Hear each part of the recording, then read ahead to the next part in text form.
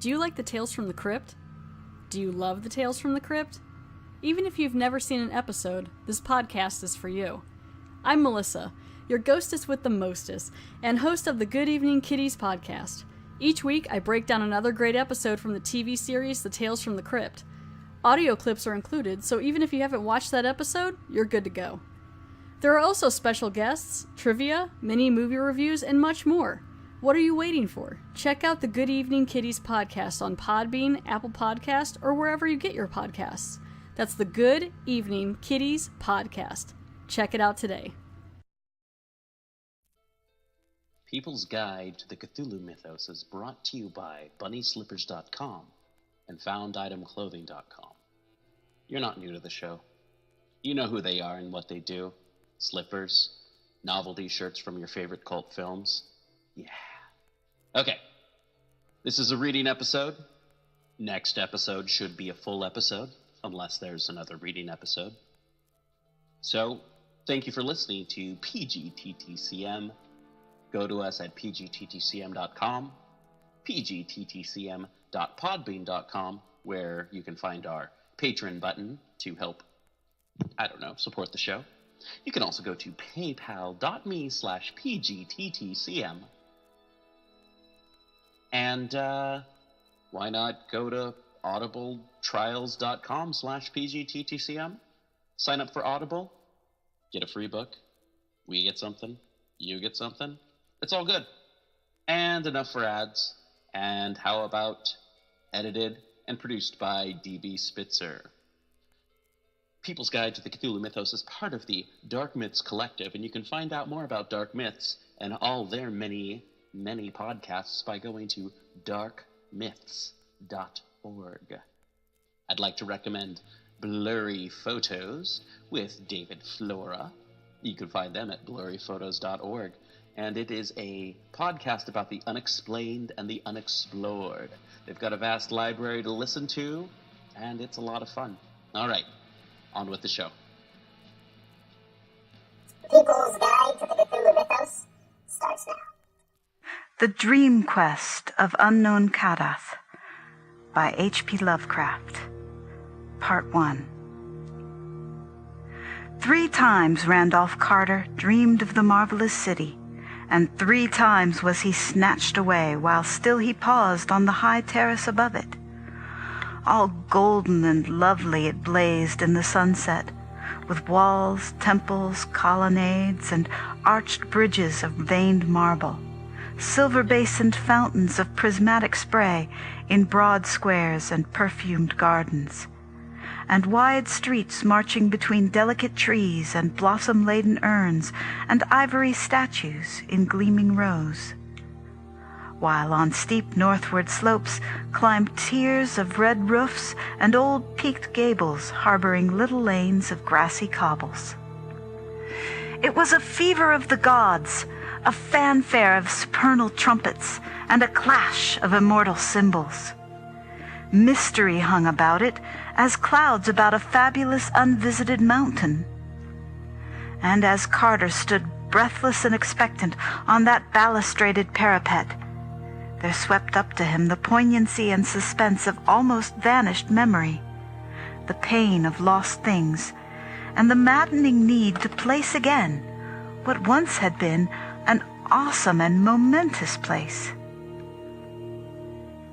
He knew that for him its meaning must once have been supreme, though in what cycle or incarnation he had known it, or whether in dream or waking, he could not tell.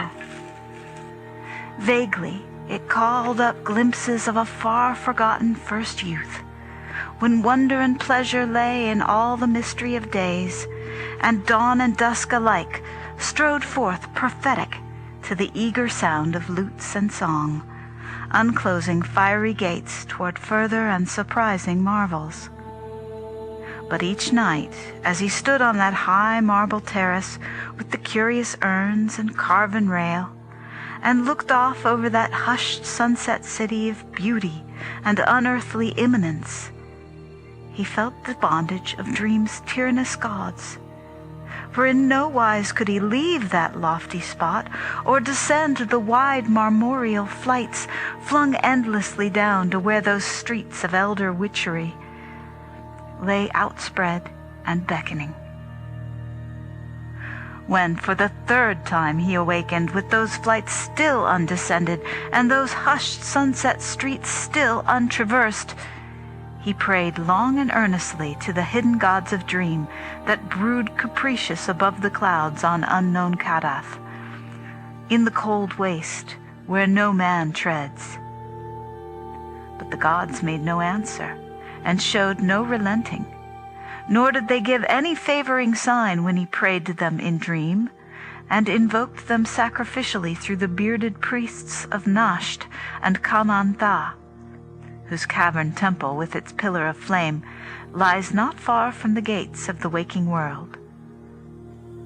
It seemed, however, that his prayers must have been adversely heard, for after even the first of them he ceased wholly to behold the marvelous city, as if his 3 glimpses from afar had been mere accidents or oversights, and against some hidden plan or wish of the gods.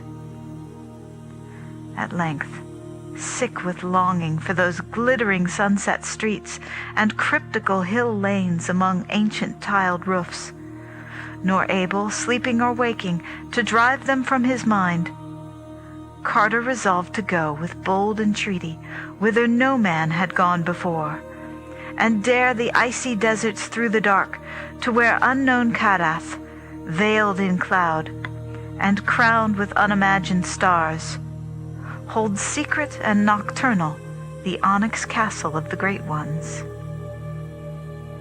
In light slumber he descended the 70 steps to the cavern of flame, and talked of his design to the bearded priests Nasht and Kamantha. And the priests shook their pshent-bearing heads and vowed it would be the death of his soul.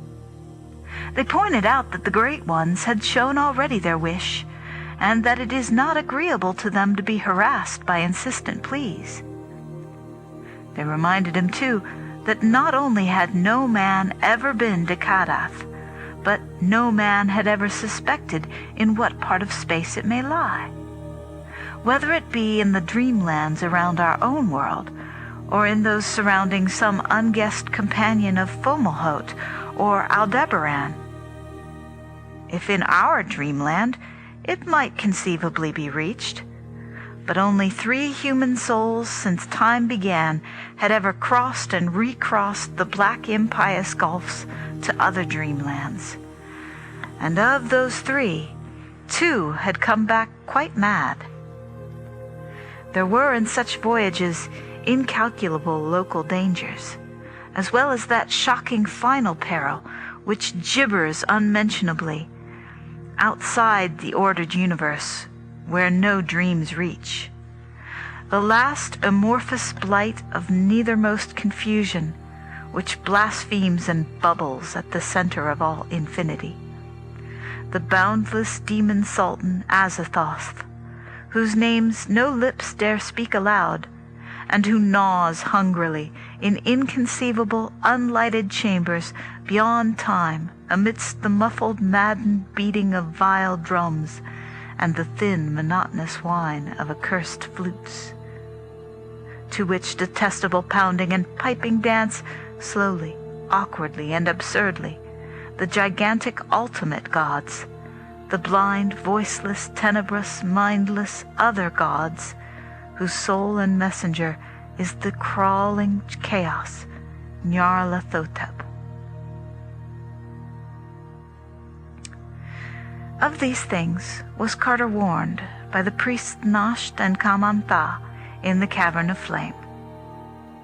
But still he resolved to find the gods on unknown Kadath in the cold waste, wherever that might be, and to win from them the sight and remembrance and shelter of the marvelous sunset city.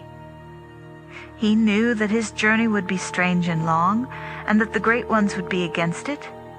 But being old in the land of dream, he counted on many useful memories and devices to aid him.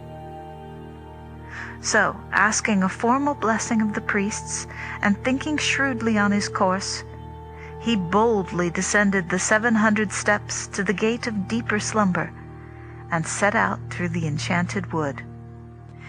In the tunnels of that twisted wood, whose low prodigious oaks twine groping boughs, and shine dim with the phosphorescence of strange fungi, dwell the furtive and secretive Zugs, who know many obscure secrets of the dream world and a few of the waking world, since the wood at 2 places touches the lands of men, though it would be disastrous to say where.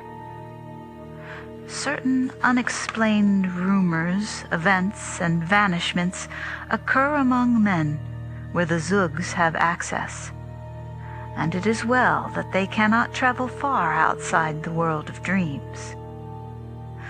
But over the nearer parts of the dream world they pass freely, flitting small and brown and unseen, and bearing back piquant tales to beguile the hours around their hearths in the forest they love. Most of them live in burrows, but some inhabit the trunks of the great trees. And although they live mostly on fungi, it is muttered that they have also a slight taste for meat, either physical or spiritual.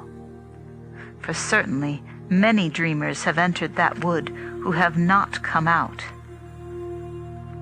Carter, however, had no fear, for he was an old dreamer, and had learnt their fluttering language, and made many a treaty with them, having found through their help the splendid city of Caliphias in Uth-Nargai beyond the Tanarian hills, where reigns half the year the great King Kuranes, a man he had known by another name in life.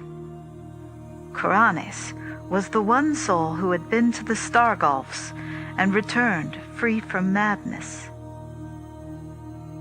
Threading now the low phosphorescent aisles between those gigantic trunks, Carter made fluttering sounds in the manner of the Zugs, and listened now and then for responses. He remembered one particular village of the creatures was in the center of the wood, where a circle of great mossy stones, in what was once a clearing, tells of older and more terrible dwellers long forgotten. And toward this spot he hastened. He traced his way by the grotesque fungi, which always seem better nourished as one approaches the dread circle where elder beings danced and sacrificed. Finally, the great light of those thicker fungi revealed a sinister green and gray vastness pushing up through the roof of the forest and out of sight. This was the nearest of the great ring of stones, and Carter knew he was close to the Zug village. Renewing his fluttering sound, he waited patiently, and was at last rewarded by an impression of many eyes watching him. It was the Zugs, for one sees their weird eyes long before one can discern their small, slippery brown outlines. Out they swarmed from hidden burrow and honeycomb tree, till the whole dim-litten region was alive with them. Some of the wilder ones brushed Carter unpleasantly, and one even nipped loathsomely at his ear. But these lawless spirits were soon restrained by their elders. The Council of Sages, recognizing the visitor, offered a gourd of fermented sap from a haunted tree unlike the others, which had grown from a seed dropped down by someone on the moon. And as Carter drank it ceremoniously, a very strange colloquy began. The Zugs did not, unfortunately, know where the peak of Kadath lies, nor could they even say whether the cold waste is in our dream world or in another. Rumors of the Great Ones came equally from all points, and one might only say that they were likelier to be seen on high mountain peaks than in valleys, since on such peaks they dance reminiscently when the moon is above and the clouds beneath. Then one very ancient Zug recalled a thing unheard of by the others, and said that in Ulthar, beyond the river sky, there still lingered the last copy of those inconceivably old narcotic manuscripts made by waking men in forgotten boreal kingdoms, and born into the land of dreams when the hairy cannibal Nofkes overcame many-templed Olathoi and slew all the heroes of the land of Lomar. Those manuscripts, he said, told much of the gods, and besides, in Ulthar, there were men who had seen the signs of the gods, and even one old priest who had scaled a great mountain to behold them dancing by moonlight. He had failed, though his companion had succeeded, and perished namelessly. So Randolph Carter thanked the Zugs, who fluttered amicably, and gave him another gourd of moon-tree wine to take with him, and set out through the phosphorescent wood for the other side, where the rushing sky flows down from the slopes of Larian, and Hatheg and Nir and Ulthar dot the plain. Behind him, furtive and unseen, crept several of the curious Zugs, for they wished to learn what might befall him, and bear back the legend to their people. The vast oaks grew thicker as he pushed on beyond the village, and he looked sharply for a certain spot where they would thin somewhat, standing quite dead or dying among the unnaturally dense fungi and rotting mold and mushy logs of their fallen brothers. There he would turn sharply aside, for at that spot a mighty slab of stone rests on the forest floor, and those who have dared approach it say that it bears an iron ring 3 feet wide. Remembering the archaic circle of great mossy rocks, and what it was possibly set up for, the Zugs do not pause near that expansive slab with its huge ring, for they realize that all which is forgotten need not necessarily be dead, and they would not like to see the slab rise slowly and deliberately. Carter detoured at the proper place, and heard behind him the frightened fluttering of some of the more timid Zugs. He had known they would follow him, so he was not disturbed, for one grows accustomed to the anomalies of these prying creatures. It was twilight when he came to the edge of the wood, and the strengthening glow told him it was the twilight of morning. Over fertile plains rolling down to the sky, he saw the smoke of cottage chimneys, and on every hand were the hedges and plowed fields and thatched roofs of a peaceful land. Once he stopped at a farmhouse well for a cup of water, and all the dogs barked affrightedly at the inconspicuous Zugs that crept through the grass behind. At another house, where people were stirring, he asked questions about the gods and whether they danced often upon Larion. But the farmer and his wife would only make the elder sign and tell him the way to Nir and Ulthar. At noon he walked through the one broad high street of Nir, which he had once visited, and which marked his farthest former travels in this direction.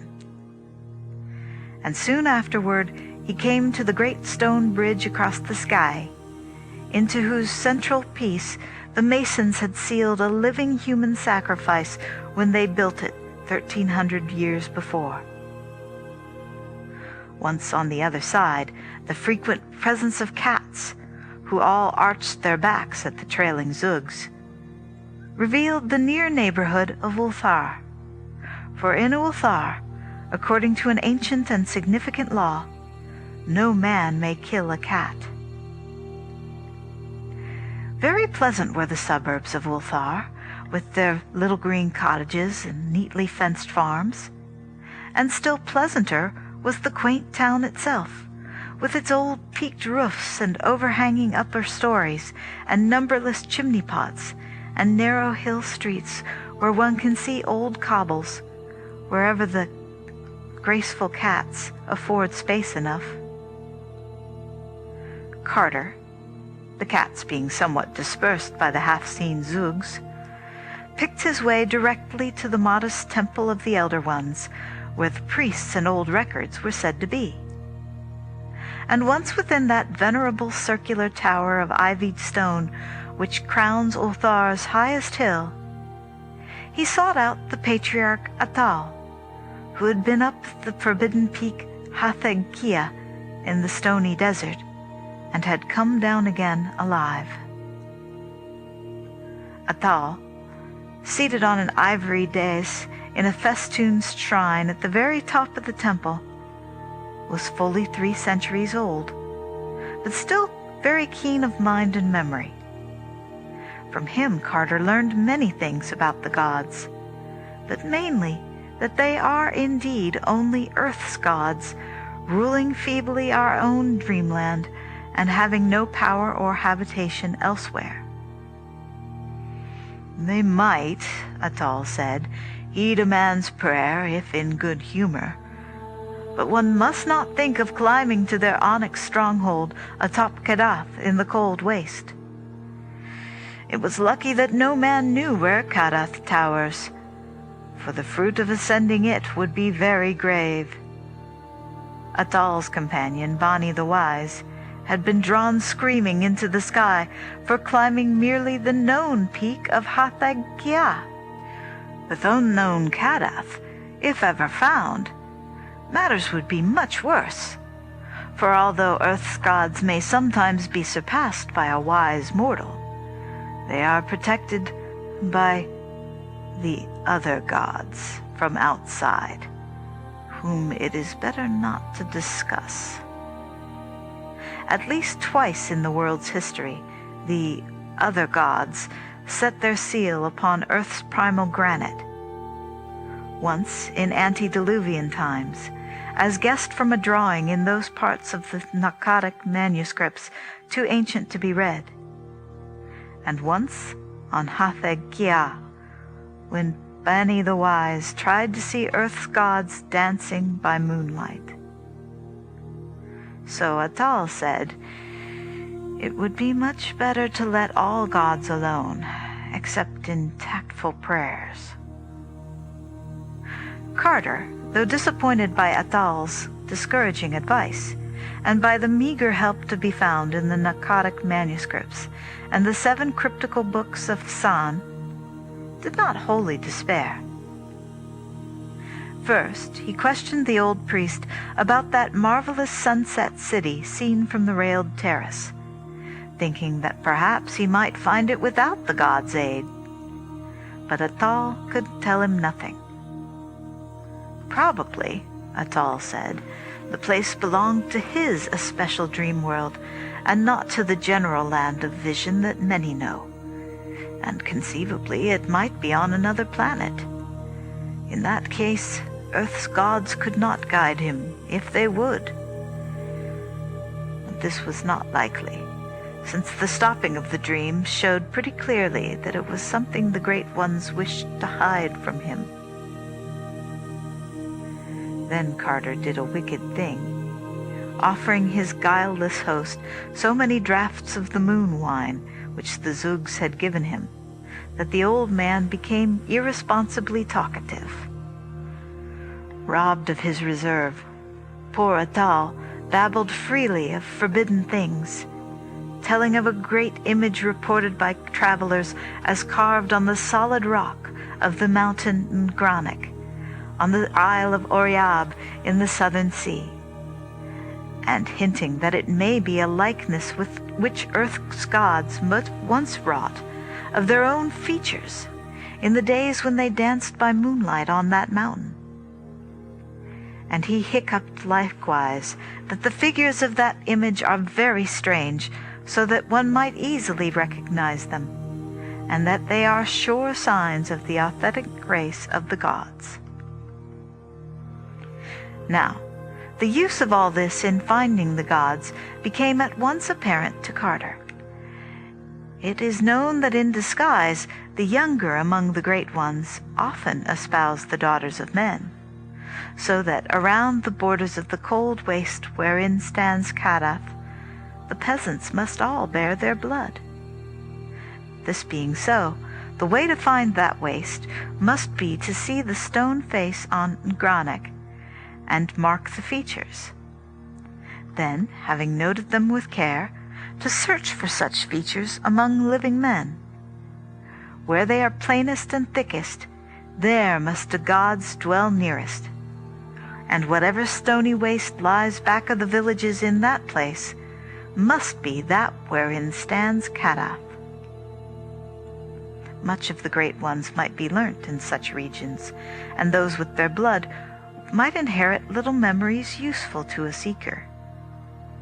They might not know their parentage, for the gods so dislike to be known among men that none can be found who has seen their faces wittingly, a thing which Carter realized even as he sought to scale Kadath.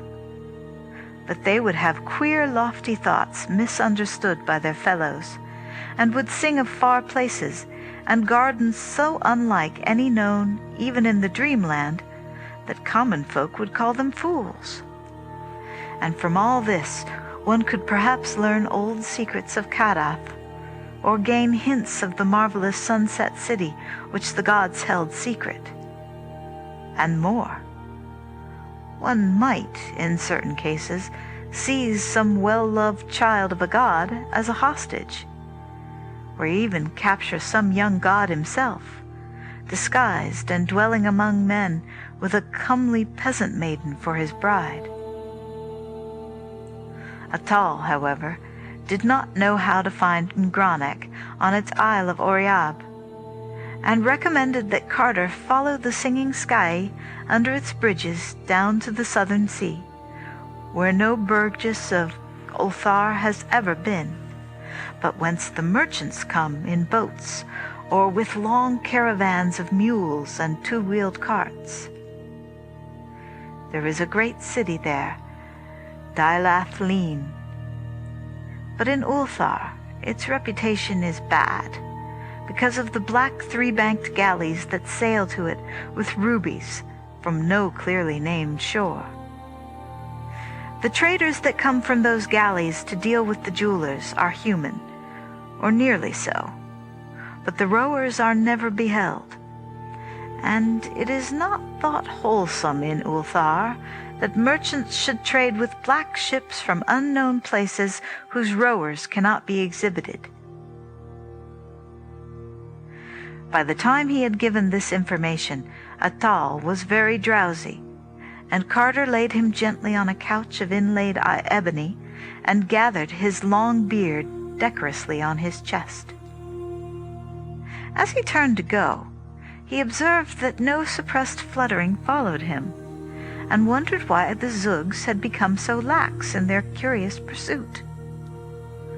Then he noticed all the sleek, complacent cats of Ulthar licking their chops with unusual gusto, and recalled the spitting and caterwauling he had faintly heard in lower parts of the temple while absorbed in the old priest's conversation.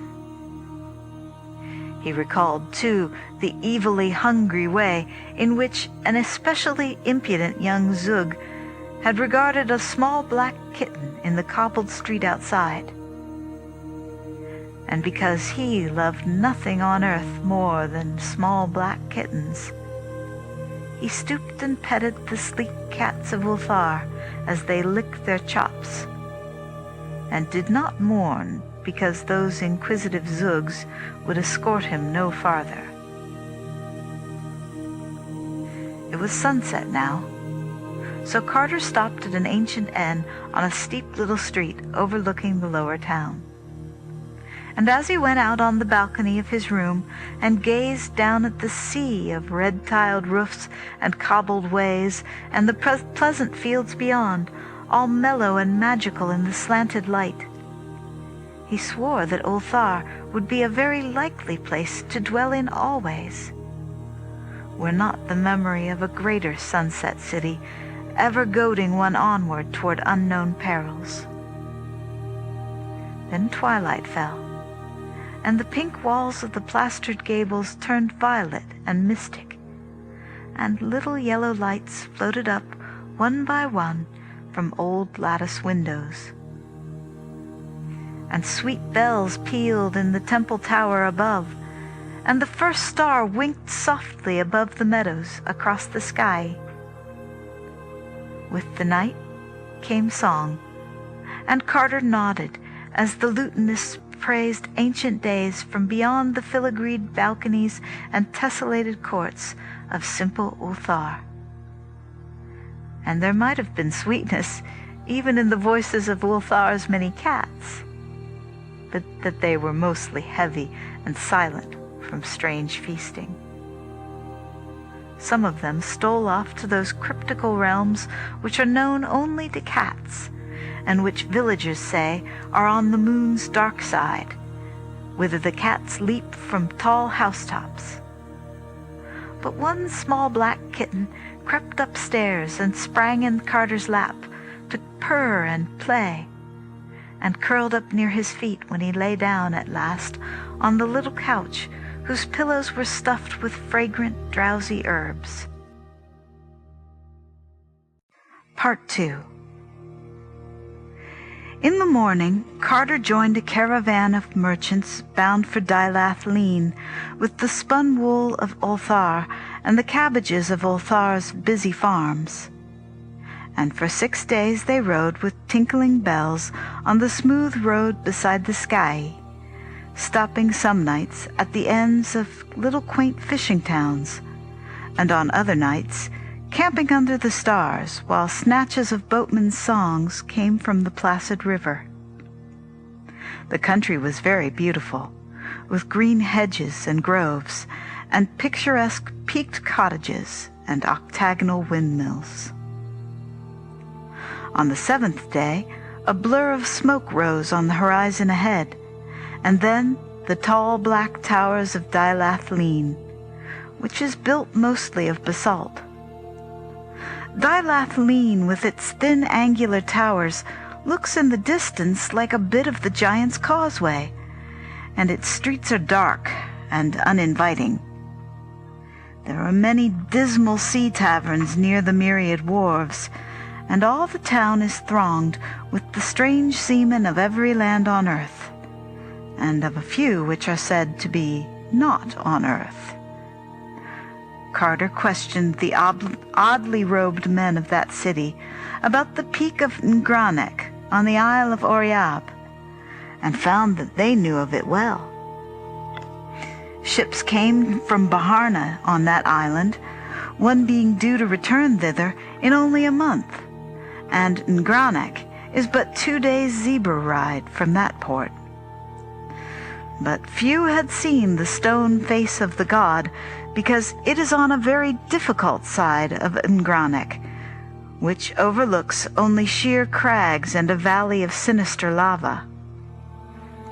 Once the gods were angered with men on that side, and spoke of the matter to the other gods. It was hard to get this information from the traders and sailors in Kadath sea taverns, because they mostly preferred to whisper of the black galleys. One of them was due in a week with rubies from its unknown shore, and the townsfolk dreaded to see it dock. The mouths of the men who came from it to trade were too wide, and the way their turbans were humped up in 2 points above their foreheads was in especially bad taste. And their shoes were the shortest and queerest ever seen in the 6 kingdoms. But worst of all was the matter of the unseen rowers. Those 3 banks of oars moved too briskly and accurately and vigorously to be comfortable, and it was not right for a ship to stay in port for weeks while the merchants traded, yet to give no glimpse of its crew. It was not fair to the tavern keepers of Dilathleen, or to the grocers and butchers either, for not a scrap of provisions was ever sent aboard. The merchants took only gold and stout black slaves from Parg across the river. That was all they ever took, those unpleasantly featured merchants and their unseen rowers. Never anything from the butchers and grocers, but only gold and the fat black men of Parg, whom they bought by the pound. And the odors from those galleys which the south wind blew in from the wharves are not to be described. Only by constantly smoking strong thagweed could even the hardiest denizen of the old sea taverns bear them. Dilathleen would never have tolerated the black galleys had such rubies been obtainable elsewhere. But no mine in all Earth's dreamland was known to produce their like.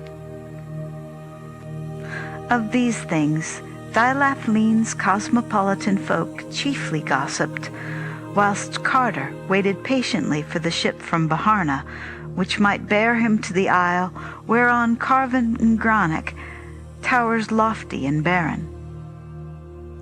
Meanwhile, he did not fail to seek through the haunts of far travelers for any tales they might have concerning Kadath in the cold waste, or a marvelous city of marble walls and silver fountains seen below terraces in the sunset. Of these things, however, he learned nothing, though he once thought that a certain old slant-eyed merchant looked queerly intelligent when the cold waste was spoken of. This man was reputed to trade with the horrible stone villages on the icy desert plateau of Leng, which no healthy folk visit, and whose evil fires are seen at night from afar. He was even rumored to have dealt with that high priest not to be described, which wears a yellow silken mask over its face, and dwells all alone in a prehistoric stone monastery. That such a person might well have had nibbling traffic with such beings as may conceivably dwell in the cold waste was not to be doubted. But Carter soon found that it was no use questioning him. Then the black galley slipped into the harbor past the basalt whale and the tall lighthouse, silent and alien, and with a strange stench that the south wind drove into the town. Uneasiness rustled through the taverns along that waterfront, and after a while the dark, wide-mouthed merchants with the humped turbans and short feet clumped stealthily ashore to seek the bazaars of the jewelers. Carter observed them closely and disliked them more the longer he looked at them. Then he saw them drive the stout black men of Parg up the gangplank, grunting and sweating, into that singular galley, and wondered in what lands, or if in any lands at all, those fat, pathetic creatures might be destined to serve. And on the third evening of that galley's stay, one of the uncomfortable merchants spoke to him, smirking sinfully, and hinting of what he had heard in the taverns of Carter's quest. He appeared to have knowledge too secret for public telling, and although the sound of his voice was unbearably hateful, Carter felt that the lore of so far a traveler must not be overlooked. He bade him therefore be his guest in locked chambers above, and drew out the last of the Zug's moon wine to loosen his tongue. The strange merchant drank heavily, but smirked, unchanged by the draught. Then he drew forth a curious bottle with wine of his own, and Carter saw that the bottle was a single hollowed ruby, grotesquely carved in patterns too fabulous to be comprehended. He offered his wine to his host, and though Carter took only the least sip, he felt the dizziness of space and the fever of unimagined jungles. All the while, the guest had been smiling more and more broadly, and as Carter slipped into blankness, the last thing he saw was that dark, odious face convulsed with evil laughter and something quite unspeakable, where one of the two frontal puffs of that orange turban had become disarranged with the shakings of that epileptic mirth. Carter next had consciousness amidst horrible odors beneath a tent-like awning on the deck of a ship, with the marvelous coasts of the southern sea flying by in unnatural swiftness. He was not chained, but 3 of the dark sardonic merchants stood grinning nearby, and the sight of those humps in their turbans made him almost as faint as did the stench that filtered up through the sinister hatches. He saw slip past him the glorious lands and cities of which a fellow dreamer of earth, a lighthouse keeper in ancient Kingsport, had often discoursed in the old days, and recognized the templed terraces of Zak, abode of forgotten dreams, the spires of infamous Thalarion, that Daemon city of 1,000 wonders where the Eidolon Lathi reigns, the charnel gardens of Zura, land of pleasures unattained, and the twin headlands of crystal meeting above in a resplendent arch, which guard the harbor of Sona Nile, blessed land of fancy. Past all these gorgeous lands, the malodorous ship flew unwholesomely, urged by the abnormal strokes of those unseen rowers below.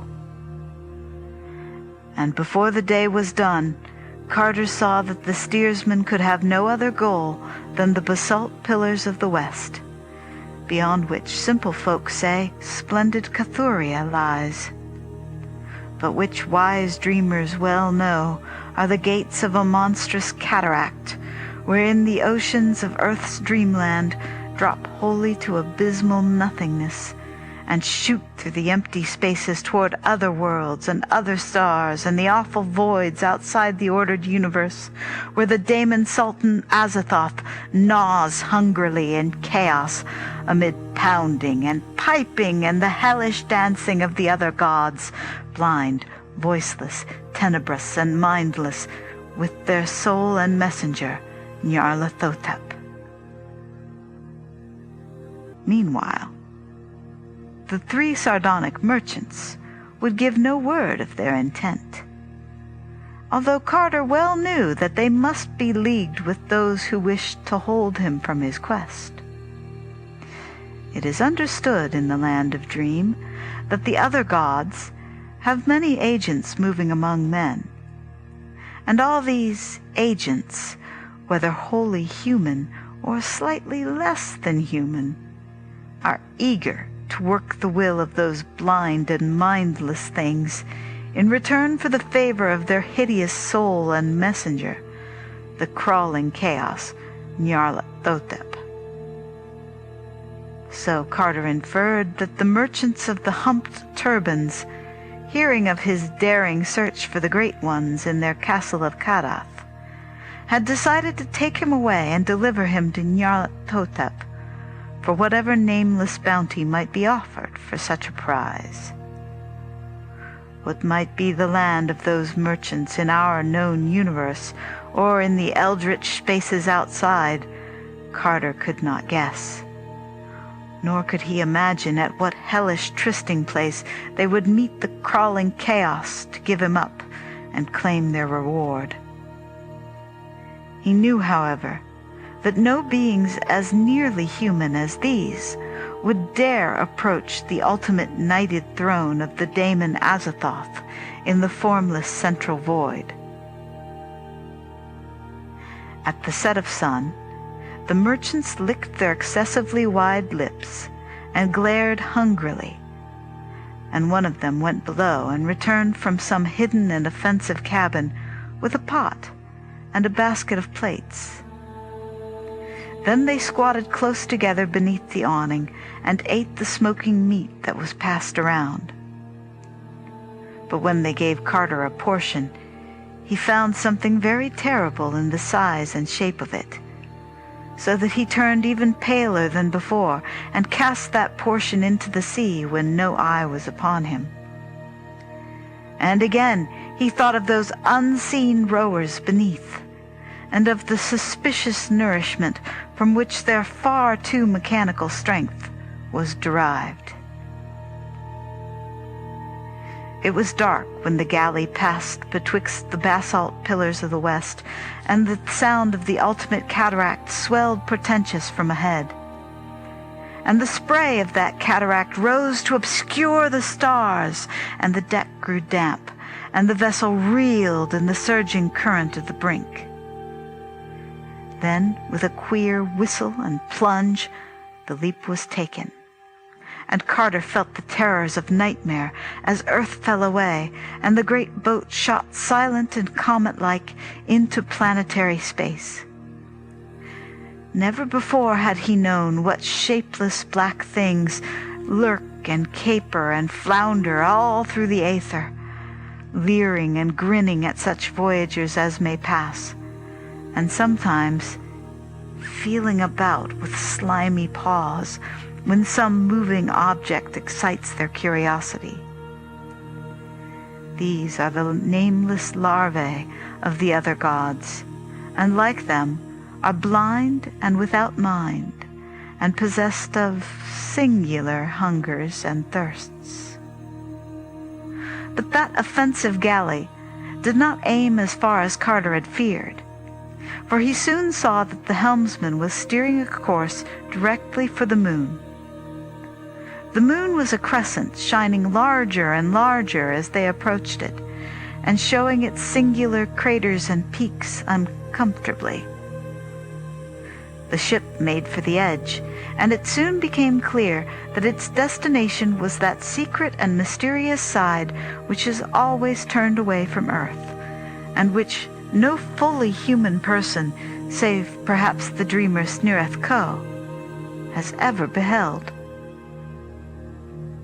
The close aspect of the moon as the galley drew near proved very disturbing to Carter, and he did not like the size and shape of the ruins which crumbled here and there. The dead temples on the mountains were so placed that they could have glorified no suitable or wholesome gods.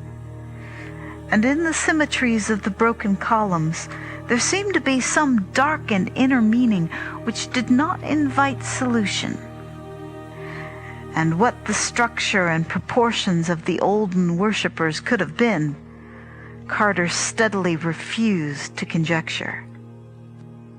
When the ship rounded the edge and sailed over those lands unseen by man, there appeared in the queer landscape certain signs of life, and Carter saw many low, broad, round cottages in fields of grotesque whitish fungi. He noticed that these cottages had no windows, and thought that their shape suggested the huts of the Eskimos. Then he glimpsed the oily waves of a sluggish sea, and knew that the voyage was once more to be by water, or at least through some liquid. The galley struck the surface with a peculiar sound, and the odd elastic way the waves received it was very perplexing to Carter. They now slid along at great speed, once passing and hailing another galley of kindred form, but generally seeing nothing but that curious sea and a sky that was black and star-strewn, even though the sun shone scorchingly in it. There presently rose ahead the jagged hills of a leprous-looking coast, and Carter saw the thick, unpleasant gray towers of a city. The way they leaned and bent, the manner in which they were clustered, and the fact that they had no windows at all, was very disturbing to the prisoner, and he bitterly mourned the folly which had made him sip the curious wine of that merchant with the humped turban. As the coast drew nearer, and the hideous stench of that city grew stronger, he saw upon the jagged hills many forests, some of whose trees he recognized as akin to that solitary moon tree in the enchanted wood of earth, from whose sap the small brown zugs ferment their curious wine. Carter could now distinguish moving figures on the noisome wharves ahead, and the better he saw them, the worse he began to fear and detest them. For they were not men at all, or even approximately men, but great grayish-white slippery things which could expand and contract at will, and whose principal shape, though it often changed, was that of a sort of toad without any eyes, but with a curious vibrating mass of short pink tentacles on the end of its blunt, vague snout. These objects were waddling busily about the wharves, moving bales and crates and boxes with preternatural strength, and now and then hopping on or off some anchored galley with long oars in their forepaws. And now and then one would appear driving a herd of clumping slaves, which indeed were approximate human beings with wide mouths, like those merchants who traded in Dilath-Leen. Only these herds, being without turbans or shoes or clothing, did not seem so very human after all. Some of the slaves, the fatter ones, whom a sort of overseer would pinch experimentally, were unloaded from ships and nailed in crates, which workers pushed into the low warehouses or loaded on great lumbering vans. Once a van was hitched and driven off, and the fabulous thing which drew it was such that Carter gasped, even after having seen the other monstrosities of that hateful place. Now and then a small herd of slaves dressed and turbaned like the dark merchants would be driven aboard a galley, followed by a great crew of the slippery toad things as officers, navigators, and rowers. And Carter saw that the almost human creatures were reserved for the more ignominious kinds of servitude which required no strength, such as steering and cooking, fetching and carrying, and bargaining with men on the earth or other planets where they traded. These creatures must have been convenient on earth, for they were truly not unlike men when dressed and carefully shod and turbaned, and could haggle in the shops of men without embarrassment or curious explanations. But most of them, unless lean or ill-favored, were unclothed and packed in crates and drawn off in lumbering lorries by fabulous things. Occasionally, other beings were unloaded and crated, some very like these semi-humans, some not so similar, and some not similar at all. And he wondered if any of the poor stout black men of Parg were left to be unloaded and crated and shipped inland in those obnoxious drays. When the galley landed at a greasy-looking quay of spongy rock, a nightmare horde of toad things wiggled out of the hatches, and two of them seized Carter and dragged him ashore. The smell and aspect of that city are beyond telling, and Carter held only scattered images of the tiled streets and black doorways and endless precipices of gray vertical walls without windows. At length he was dragged within a low doorway and made to climb infinite steps in pitch darkness. It was apparently all one to the toad things whether it were light or dark. The odor of the place was intolerable, and when Carter was locked into a chamber and left alone, He scarcely had strength to crawl around and ascertain its form and dimensions. It was circular, and about 20 feet across. From then on, time ceased to exist. At intervals, food was pushed in, but Carter would not touch it. What his fate would be, he did not know. But he felt that he was held for the coming of that frightful soul and messenger of infinity's other gods, the crawling chaos Nyarlathotep.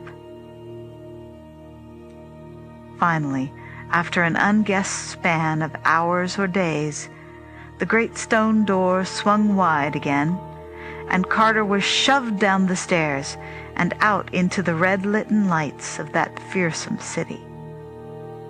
It was night on the moon, and all through the town were stationed slaves bearing torches. In a detestable square, a sort of procession was formed. 10 of the toad things and 24 almost human torchbearers, 11 on either side, and 1 each before and behind. Carter was placed in the middle of the line, 5 toad things ahead and 5 behind, and 1 almost human torchbearer on either side of him. Certain of the toad things produced disgustingly carven flutes of ivory and made loathsome sounds. To that hellish piping, the column advanced out of the tiled streets and into nighted plains of obscene fungi, soon commencing to climb one of the lower and more gradual hills that lay behind the city. That on some frightful slope or blasphemous plateau the crawling chaos waited, Carter could not doubt, and he wished that the suspense might soon be over. The whining of those impious flutes was shocking, and he would have given worlds for some even half-normal sound. But these toad things had no voices, and the slaves did not talk. Then, through that star-specked darkness, there did come a normal sound. It rolled from the higher hills, and from all the jagged peaks around it was caught up and echoed in a swelling pandemoniac chorus. It was the midnight yell of the cat, and Carter knew at last that the old village folk were right when they made low guesses about the cryptical realms which are known only to cats, and to which the elders among cats repair by stealth nocturnally, springing from high housetops. Verily, it is to the moon's dark side that they go, to leap and gambol on the hills and converse with ancient shadows. And here, amidst that column of fetid things, Carter heard their homely, friendly cry, and thought of the steep roofs and warm hearths and little white lighted windows of home.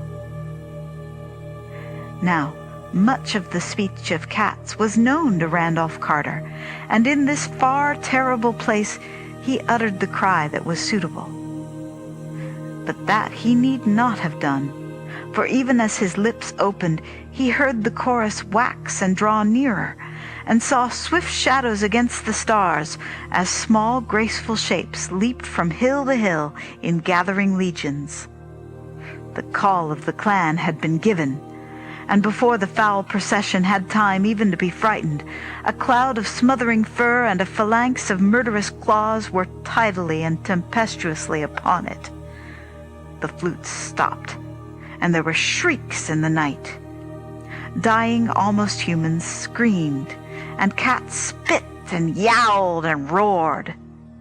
But the toad things made never a sound as their stinking green ichor oozed fatally upon that porous earth with the obscene fungi.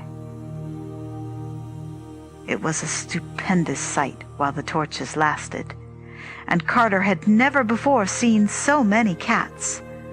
Black, gray, and white, yellow, tiger, and mixed, common, Persian, and Manx, Tibetan, Angora, and Egyptian. All were there in the fury of battle, and there hovered over them some trace of that profound and inviolate sanctity which made their goddess great in the temples of Bubastis. They would leap 7 strong at the throat of an almost human, or the pink tentacled snout of a toad thing, and drag it down savagely to the fungus plain, where myriads of their fellows would surge over it and into it with the frenzied claws and teeth of a divine battle fury. Carter had seized a torch from a stricken slave, but was soon overborne by the surging waves of his loyal defenders. Then he lay in the utter blackness, hearing the clangor of war and the shouts of the victors, and feeling the soft paws of his friends as they rushed to and fro over him in the fray. At last, awe and exhaustion closed his eyes, and when he opened them again, it was upon a strange scene.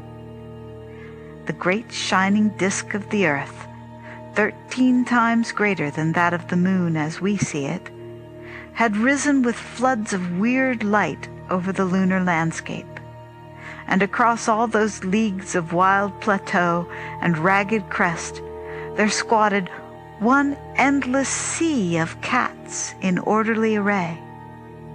Circle on circle they reached, and 2 or 3 leaders out of the ranks were licking his face and purring to him consolingly. Of the dead slaves and toad things there were not many signs, but Carter thought he saw one bone a little way off in the open space between him and the warriors. Carter now spoke with the leaders in the soft language of cats, and learned that his ancient friendship with the species was well known and often spoken of in the places where cats congregate. He had not been unmarked in Ulthar when he passed through, and the sleek old cats had remembered how he patted them after they had attended to the hungry Zugs who looked evilly at a small black kitten. And they recalled, too, how he had welcomed the very little kitten who came to see him at the inn, and how he had given it a saucer of rich cream in the morning before he left. The grandfather of that very little kitten was the leader of the army now assembled, for he had seen the evil procession from a far hill and recognized the prisoner as a sworn friend of his kind on earth and in the land of Dream. A yowl now came from the farther peak, and the old leader paused abruptly in his conversation. It was one of the army's outposts, stationed on the highest of the mountains to watch the one foe which Earth's cats fear, the very large and peculiar cats from Saturn, who for some reason have not been oblivious of the charm of our moon's dark side. They are leagued by treaty with the evil toad things and are notoriously hostile to our earthly cats, so that at this juncture a meeting would have been a somewhat grave matter. After a brief consultation of generals, the cats rose and assumed a closer formation, crowding protectingly around Carter and preparing to take the great leap through space back to the housetops of our Earth and its dreamland.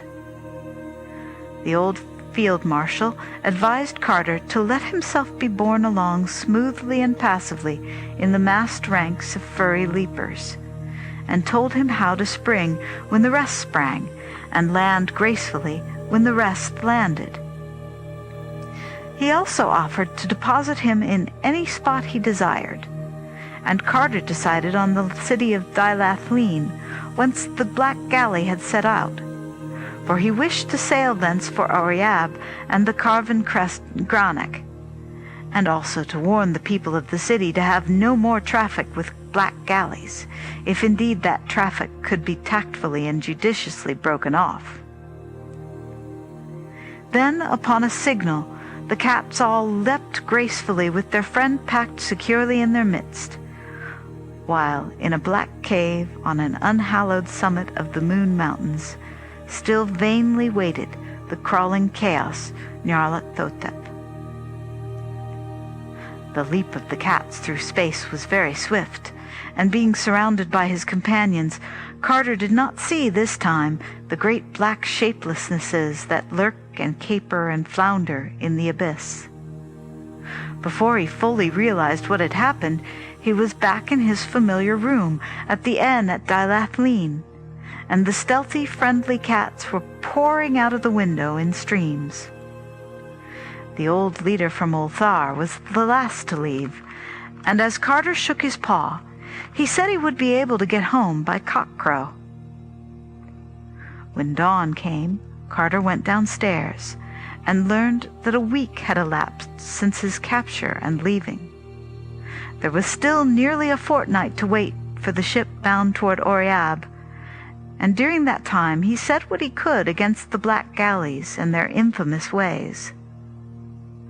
Most of the townsfolk believed him, yet so fond were the jewelers of great rubies that none would wholly promise to cease trafficking with the wide-mouthed merchants.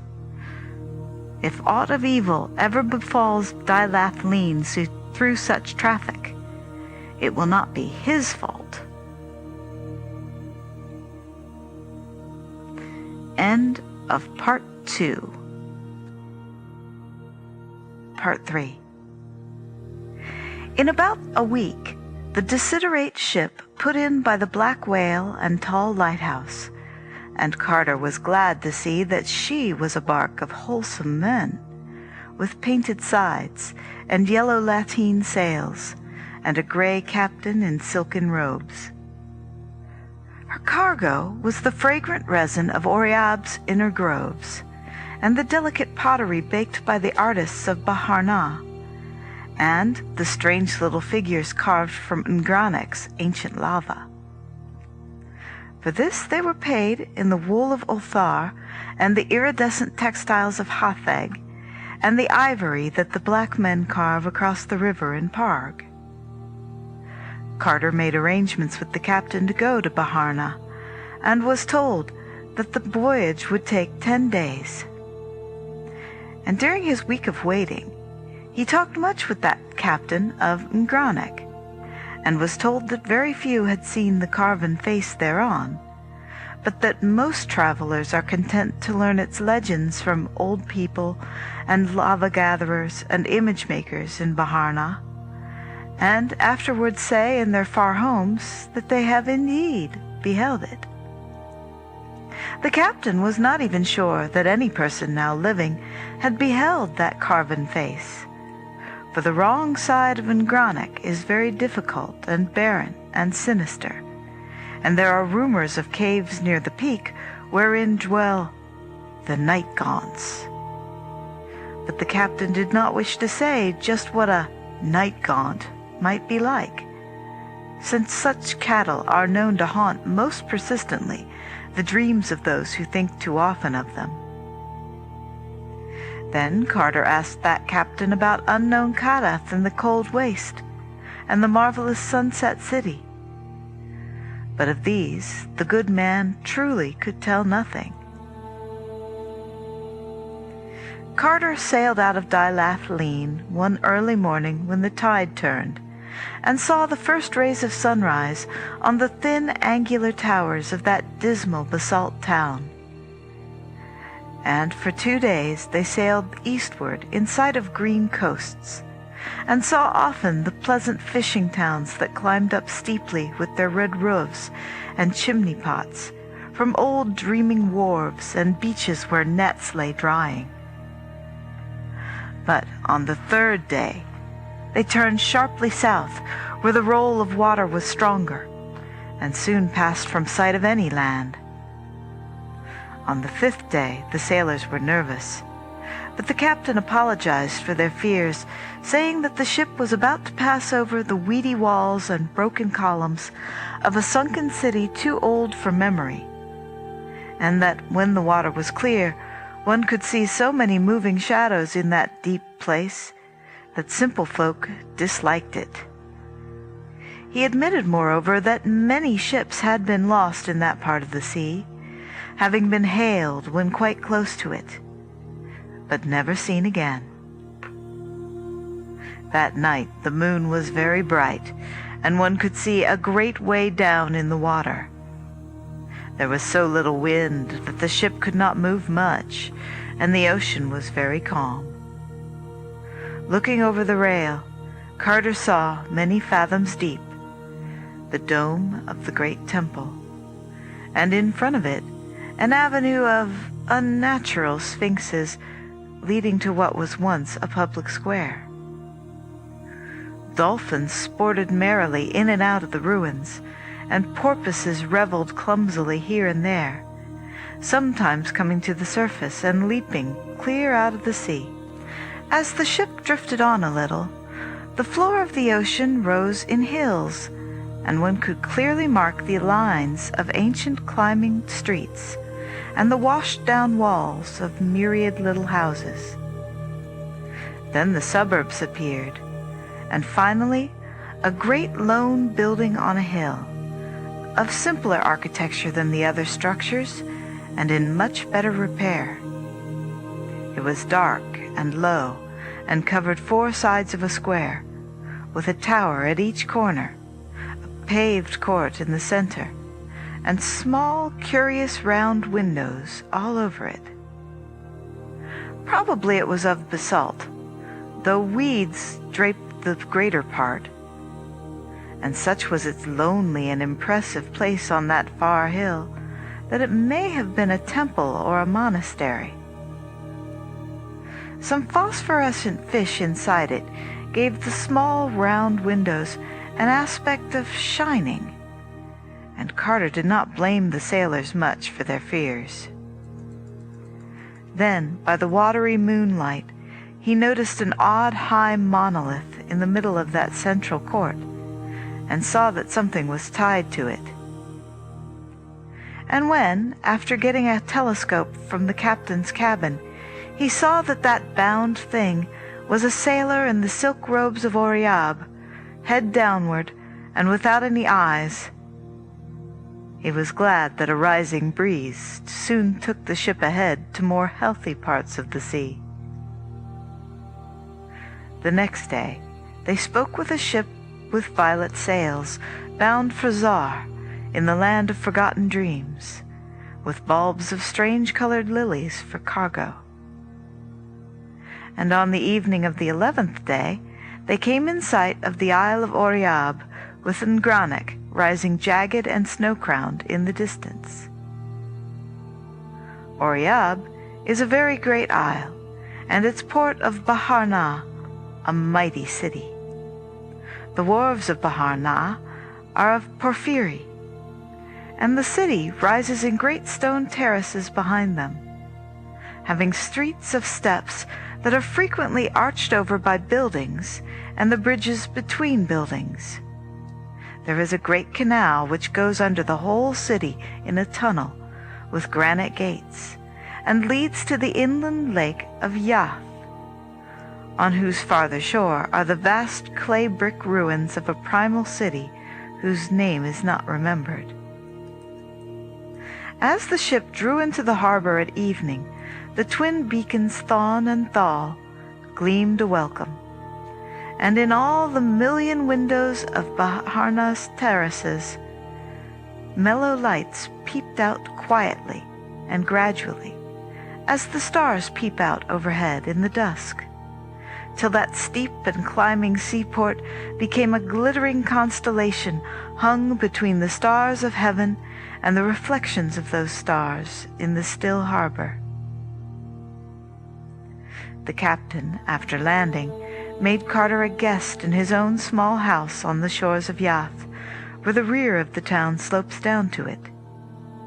And his wife and servants brought strange, toothsome foods for the travelers' delight.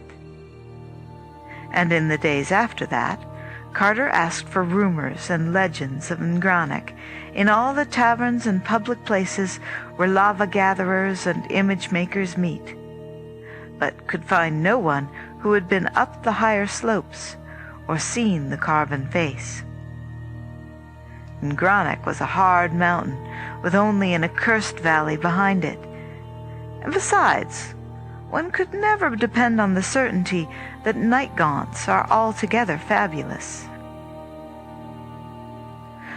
When the captain sailed back to Dilathleen, Carter took quarters in an ancient tavern opening on an alley of steps in the original part of town, which is built of brick and resembles the ruins of Yath's farther shore.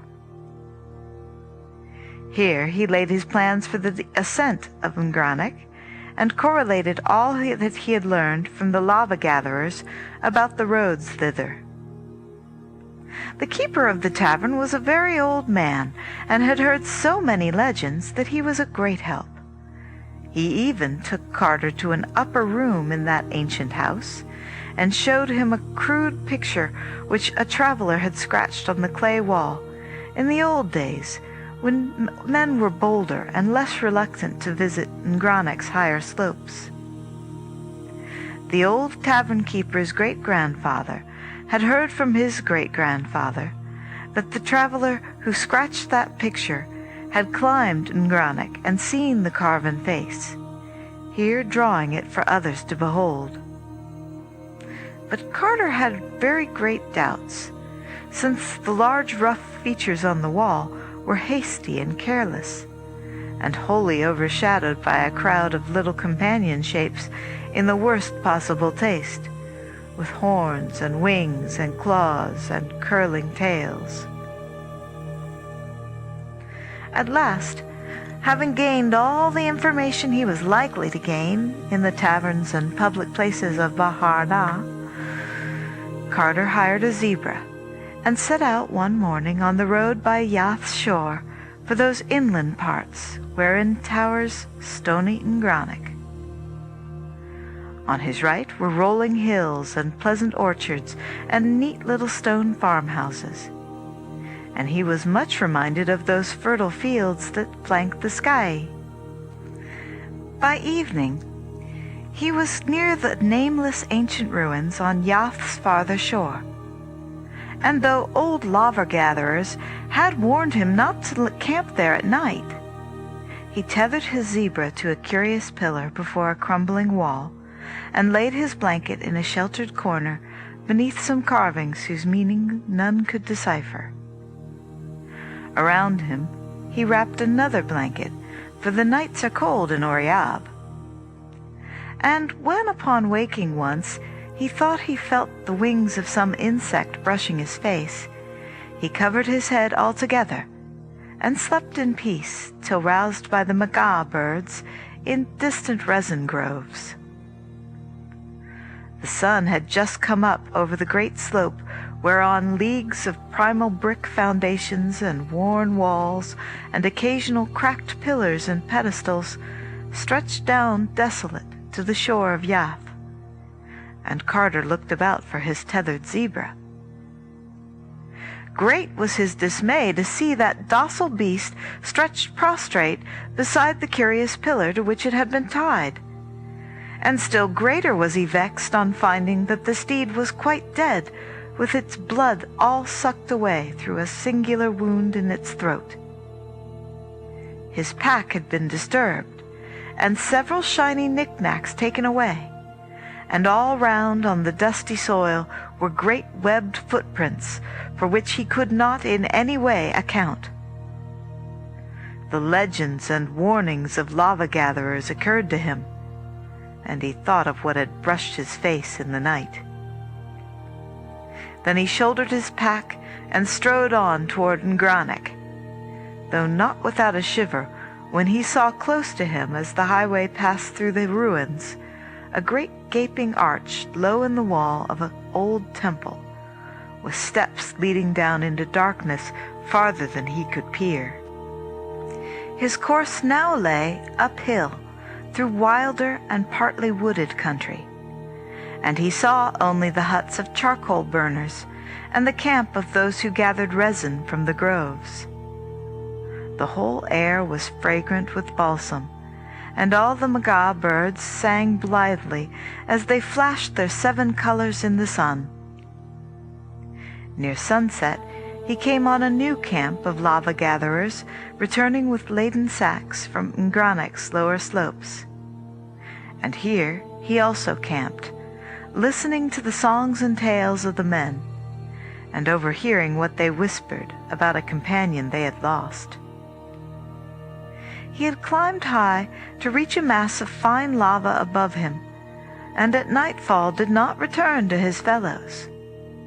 When they looked for him the next day, they found only his turban, nor was there any sign on the crags below that he had fallen. They did not search any more, because the old man among them said it would be of no use. No one ever found what the night gaunts took, though those beasts themselves were so uncertain as to be almost fabulous. Carter asked them if night gaunts sucked blood and liked shiny things and left webbed footprints, but they all shook their heads negatively and seemed frightened at his making such an inquiry. When he saw how taciturn they had become, he asked them no more, but went to sleep in his blanket. The next day he rose with the lava-gatherers and exchanged farewells as they rode west and he rode east on a zebra he bought of them. Their older men gave him blessings and warnings and told him he had better not climb too high on Ngranich. But while he thanked them heartily, he was in no wise dissuaded.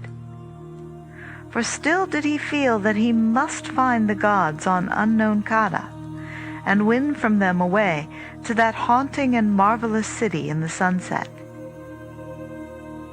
By noon, after a long uphill ride, he came upon some abandoned bricked villages of the hill people who had once dwelt thus close to Ngranich, and carved images from its smooth lava. Here they had dwelt till the days of the old tavern-keeper's grandfather, but about that time they felt that their presence was disliked. Their homes had crept even up the mountain slope, and the higher they built, the more people they would miss when the sun rose. At last they decided it would be better to leave altogether, since things were sometimes glimpsed in the darkness which no one could interpret favorably. So, in the end, all of them went down to the sea and dwelt in Baharna, inhabiting a very old quarter, and teaching their sons the old art of image-making, which to this day they carry on. It was from these children of the exiled hill people that Carter had heard the best tales about Ngranich when searching through Baharna's ancient taverns. All this time, the great gaunt side of Ngranich was looming up higher and higher as Carter approached it. There were sparse trees on the lower slopes and feeble shrubs above them, and then the bare, hideous rock rose spectral into the sky, to mix with frost and ice and eternal snow. Carter could see the rifts and ruggedness of that somber stone, and did not welcome the prospect of climbing it. In places, there were solid streams of lava and scoriac heaps that littered slopes and ledges. 90 eons ago, before even the gods had danced upon its pointed peak, that mountain had spoken with fire and roared with the voices of the inner thunders. Now it towered all silent and sinister, bearing on the hidden side that secret Titan image whereof rumor told. And there were caves in that mountain, which might be empty and alone with elder darkness, or might, if legend spoke truly, hold horrors of a form not to be surmised. The ground sloped upward to the foot of Ngranich, thinly covered with scrub oaks and ash trees, and strewn with bits of rock, lava, and ancient cinder. There were the charred embers of many camps where the lava-gatherers were wont to stop, and several rude altars which they had built, either to propitiate the Great Ones, or to ward off what they dreamed of in Ngranek's high passes and labyrinthine caves. At evening, Carter reached the farthermost pile of embers and camped for the night, tethering his zebra to a sapling and wrapping himself well in his blankets before going to sleep. And all through the night a voonith howled distantly from the shore of some hidden pool. But Carter felt no fear of that amphibious terror, since he had been told with certainty that not one of them dares even approach the slope of Ngranek. In the clear sunshine of morning, Carter began the long ascent, taking his zebra as far as that useful beast could go, but tying it to a stunted ash tree when the floor of the thin wood became too steep. Thereafter he scrambled up alone, first through the forest with its ruins of old villages in overgrown clearings, and then over the tough grass where anemic shrubs grew here and there. He regretted coming clear of the trees, since the slope was very precipitous and the whole thing rather dizzying. At length he began to discern all the countryside spread out beneath him whenever he looked about. The deserted huts of the image-makers, the groves of resin trees and the camps of those who gathered from them, the woods where prismatic magas nest and sing, and even a hint, very far away, of the shores of Yath, and of those forbidding ancient ruins whose name is forgotten. He found it best not to look around, and kept on climbing and climbing till the shrubs became very sparse, and there was often nothing but the tough grass to cling to. Then the soil became meager, with great patches of bare rock cropping out, and now and then the nest of a condor in a crevice. Finally there was nothing at all but the bare rock, and had it not been very rough and weathered, he could scarcely have ascended farther. Knobs, ledges, and pinnacles, however, helped greatly, and it was cheering to see occasionally the sign of some lava-gatherer scratched clumsily in the friable stone, and know that wholesome human creatures had been there before him.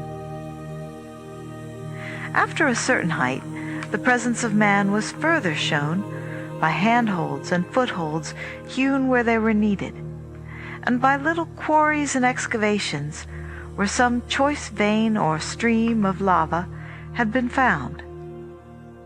In one place, a narrow ledge had been chopped artificially to an especially rich deposit far to the right of the main line of ascent. Once or twice, Carter dared to look around, and was almost stunned by the spread of landscape below. All the island betwixt him and the coast lay open to his sight, with Baharnaz stone terraces and the smoke of its chimneys mystical in the distance. And beyond that, the illimitable southern sea with all its curious secrets. Thus far there had been much winding around the mountain, so that the farther and carven side was still hidden. Carter now saw a ledge running upward and to the left, which seemed to head the way he wished, and this course he took in the hope that it might prove continuous. After 10 minutes he saw that it was indeed no cul-de-sac, but that it led steeply on in an arc which would, unless suddenly interrupted or deflected, bring him after a few hours' climbing to that unknown southern slope overlooking the desolate crags and the accursed valley of lava. As new country came into view below him, he saw that it was bleaker and wilder than those seaward lands he had traversed. The mountain's side, too, was somewhat different, being here pierced by curious cracks and caves not found on the straighter route he had left. Some of these were above him, and some beneath him, all opening on sheerly perpendicular cliffs and wholly unreachable by the feet of man. The air was very cold now, but so hard was the climbing that he did not mind it. Only the increasing rarity bothered him, and he thought that perhaps it was this which had turned the heads of the other travelers and excited those absurd tales of night gaunts, whereby they explained the loss of such climbers as fell from these perilous paths. He was not much impressed by travelers' tales, but had a good curved scimitar in case of any trouble. All lesser thoughts were lost in the wish to see that carven face which might set him on the track of the gods atop unknown Kadath. At last, in the fearsome iciness of upper space, he came round fully to the hidden side of Ngranach, and saw in infinite gulfs below him the lesser crags and sterile abysses of lava which marked olden wrath of the great ones. There was unfolded, too, a vast expanse of country to the south, but it was a desert land, without fair fields or cottage chimneys, and seemed to have no ending. No trace of the sea was visible on this side, for Oriab is a great island. Black caverns and odd crevices were still numerous on the sheer vertical cliffs, but none of them was accessible to a climber. There now loomed aloft a great beetling mass which hampered the upward view, and Carter was for a moment shaken with doubt lest it prove impassable. Poised in windy insecurity miles above earth, with only space and death on one side and only slippery walls of rock on the other, he knew for a moment the fear that makes men shun Ngranach's hidden side. He could not turn round, yet the sun was already low. If there were no way aloft, the night would find him crouching there still, and the dawn would not find him at all. But there was a way, and he saw it in due season. Only a very expert dreamer could have used those imperceptible footholds, yet to Carter they were sufficient. Surmounting now the outward hanging rock, he found the slope above much easier than that below, since a great glacier's melting had left a generous space with loam and ledges. To the left, a precipice dropped straight from unknown heights to unknown depths, with a cave's dark mouth just out of reach above him. Elsewhere, however, the mountain slanted back strongly, and even gave him space to lean and rest. He felt from the chill that he must be near the snow line, and looked up to see what glittering pinnacles might be shining in that late ruddy sunlight. Surely enough, there was the snow, uncounted thousands of feet above, and below it a great beetling crag like that he had just climbed, hanging there forever in bold outline. And when he saw that crag, he gasped and cried out aloud and clutched at the jagged rock in awe, for the Titan bulge had not stayed as Earth's dawn had shaped it, but gleamed red and stupendous in the sunset with the carved and polished features of a god. Stern and terrible shone that face that the sunset lit with fire. How vast it was, no mind can ever measure, but Carter knew at once that man never could have fashioned it. It was a god, chiseled by the hands of the gods, and it looked down haughtily and majestic upon the seeker. Rumor had said it was strange and not to be mistaken, and Carter saw that it was indeed so. For those long, narrow eyes and long-lobed ears, and that thin nose and pointed chin, all spoke of a race that is not of men, but of gods. He clung overawed in that lofty and perilous eyrie, even though it was this which he had expected and come to find. For there is, in a god's face, more of marvel than prediction can tell. And when that face is vaster than a great temple, and seen looking downward at sunset in the septic silences of that upper world from whose dark lava it was divinely hewn of old, the marvel is so strong that none may escape it. Here, too, was the added marvel of recognition, for although he had planned to search all dreamland over for those whose likeness to this face might mark them as the gods' children, he now knew that he need not do so. Certainly the great face carven on that mountain was of no strange sort, but the kin of such as he had seen often in the taverns of the seaport Celephaeus, which lays in Uth-Nargai, beyond the Tanarian hills, and is ruled over by that King Kuranes, whom Carter once knew in waking life. Every year sailors with such a face came in dark ships from the north to trade their onyx for the carved jade and spun gold and little red singing birds of Celephaeus, and it was clear that these could be no others than the half-gods he sought.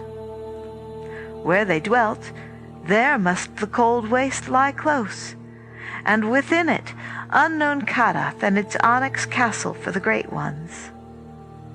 So to Celephaeus he must go, far distant from the Isle of Oriab, and in such parts as would take him back to Dilath-Leen and up the sky to the bridge by Nir, and again into the enchanted wood of the Zugs, whence the way would bend northward through the garden lands by Ukranos to the gilded spires of Thran, where he might find a galleon bound over the Serenarian Sea. But dusk was now thick, and the great carven face looked down even sterner in shadow. Perched on that ledge, night found the seeker, and in the blackness he might neither go down nor go up, but only stand and cling and shiver in that narrow place till the day came, praying to keep awake lest sleep loose his hold and send him down the dizzy miles of air to the crags and sharp rocks of the accursed valley. The stars came out, but save for them there was only black nothingness in his eyes, nothingness leagued with death, against whose beckoning he might do no more than cling to the rocks and lean back away from an unseen brink. The last thing of earth that he saw in the gloaming was a condor soaring close to the westward precipice beside him, and darting screaming away when it came near the cave whose mouth yawned just out of reach. Suddenly, without a warning sound in the dark, Carter felt his curved scimitar drawn stealthily out of his belt by some unseen hand. Then he heard it clatter down over the rocks below.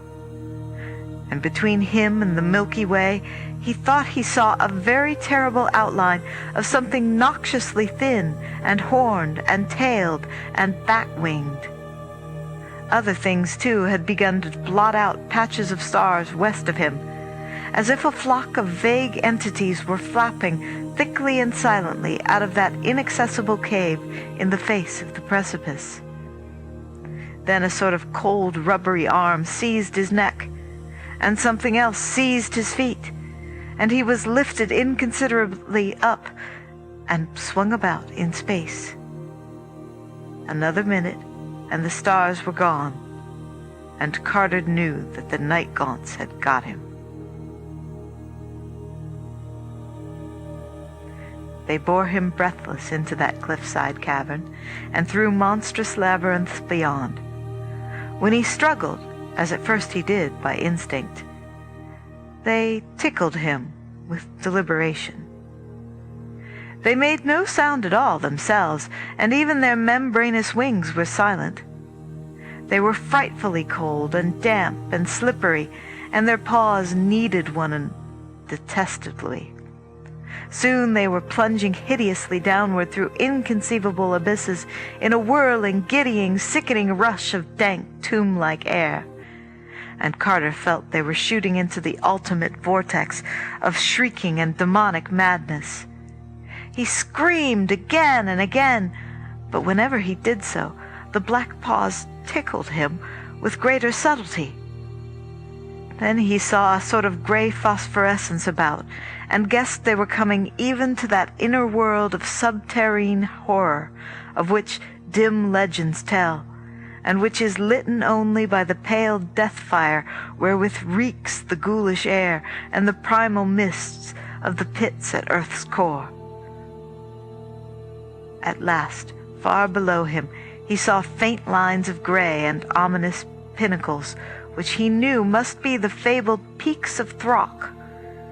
Awful and sinister they stand in the haunted disk of sunless and eternal depths, higher than man may reckon, and guarding terrible valleys where the doles crawl and burrow nastily.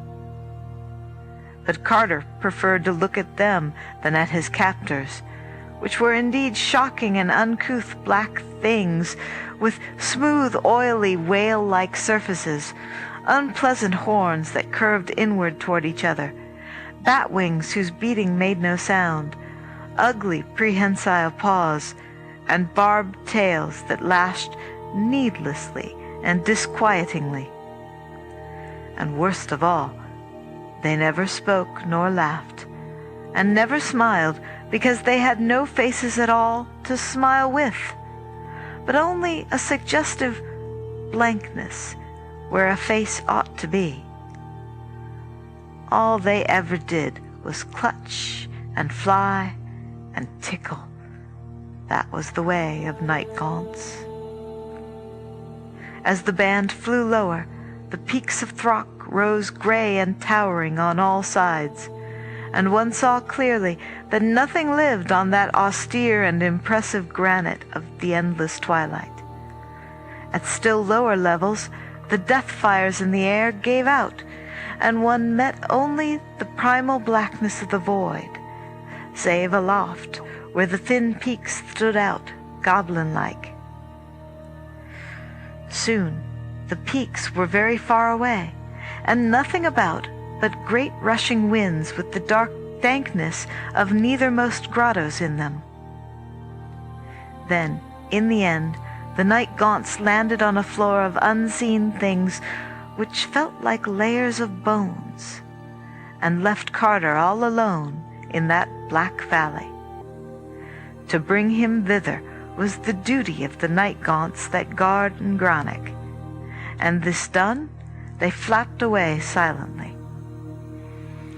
When Carter tried to trace their flight, he could not, since even the peaks of Throck had faded out of sight.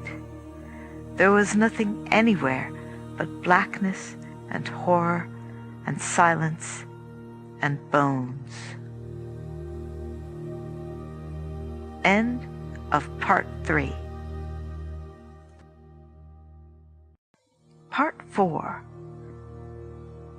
Now Carter knew from a certain source that he was in the Vale of Noth, where crawl and burrow the enormous doles.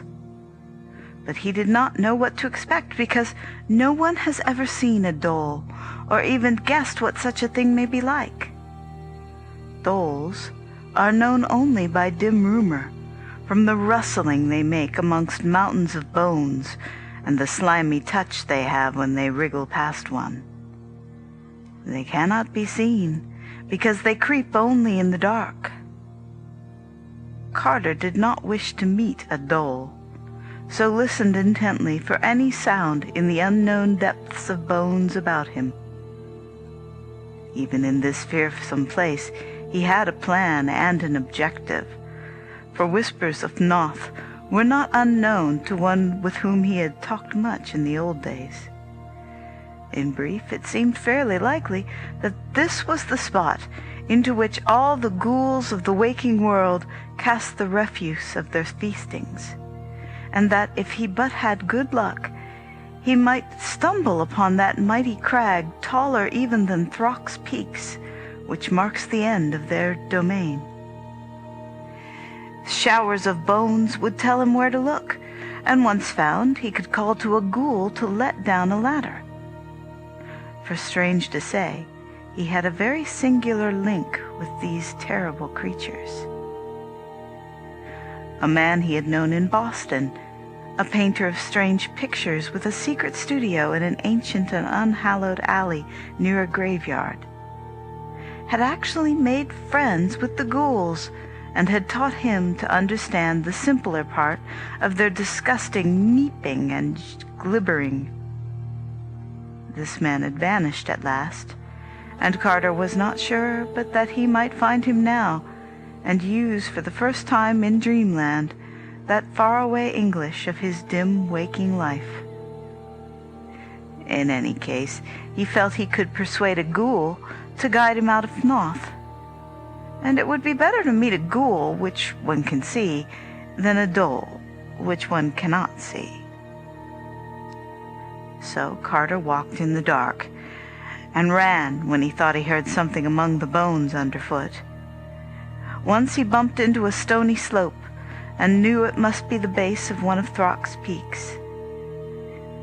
Then at last he heard a monstrous rattling and clatter which reached far up in the air, and became sure he had come nigh the crag of the ghouls. He was not sure he could be heard from this valley miles below, but realized that the inner world has strange laws. As he pondered, he was struck by a flying bone so heavy that it must have been a skull, and therefore realizing his nearness to the fateful crag, he sent up, as best he might, that meeping cry which is the cry of the ghoul. Sound travels slowly, so it was some time before he heard an answering glibber, but it came at last, and before long he was told that a rope ladder would be lowered. The wait for this was very tense, since there was no telling what might not have been stirred up among those bones by his shouting. Indeed, it was not long before he actually did hear a vague rustling afar off. As this thoughtfully approached, he became more and more uncomfortable, for he did not wish to move away from the spot where the ladder would come. Finally, the tension grew almost unbearable, and he was about to flee in panic when the thud of something on the newly heaped bones nearby drew his notice from the other sound. It was the ladder, and after a minute of groping he had it taut in his hands. But the other sound did not cease, and followed him even as he climbed.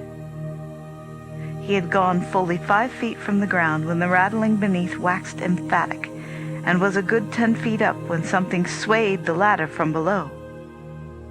At a height which must have been 15 or 20 feet, he felt his whole side brushed by a great slippery length which grew alternately convex and concave with wriggling. And hereafter he climbed desperately to escape the unendurable nuzzling of that loathsome and overfed dole whose form no man might see. For hours he climbed with aching and blistered hands, seeing again the gray death fire and Throck's uncomfortable pinnacles. At last he discerned above him the projecting edge of the great crag of the ghouls, whose vertical side he could not glimpse. And hours later he saw a curious face peering over it, as a gargoyle peers over a parapet of Notre Dame. This almost made him lose his hold through faintness, but a moment later he was himself again. For his vanished friend, Richard Pickman, had once introduced him to a ghoul, and he knew well their canine faces and slumping forms and unmentionable idiosyncrasies. So he had himself well under control when that hideous thing pulled him out of the dizzy emptiness over the edge of the crag, and did not scream at the partly consumed refuse heaped at one side, or at the squatting circles of ghouls who gnawed and watched curiously. He was now on a dim-litten plain whose sole topographical features were great boulders and the entrances of burrows. The ghouls were, in general, respectful, even if one did attempt to pinch him, while several others eyed his leanness speculatively. Through patient glibbering, he made inquiries regarding his vanished friend, and found he had become a ghoul of some prominence in abysses nearer the waking world. A greenish elderly ghoul offered to conduct him to Pickman's present habitation. So despite a natural loathing, he followed the creature into a capacious burrow, and crawled after him for hours in the blackness of rank mold. They emerged on a dim plain strewn with singular relics of earth. Old gravestones, broken urns, and grotesque fragments of monuments.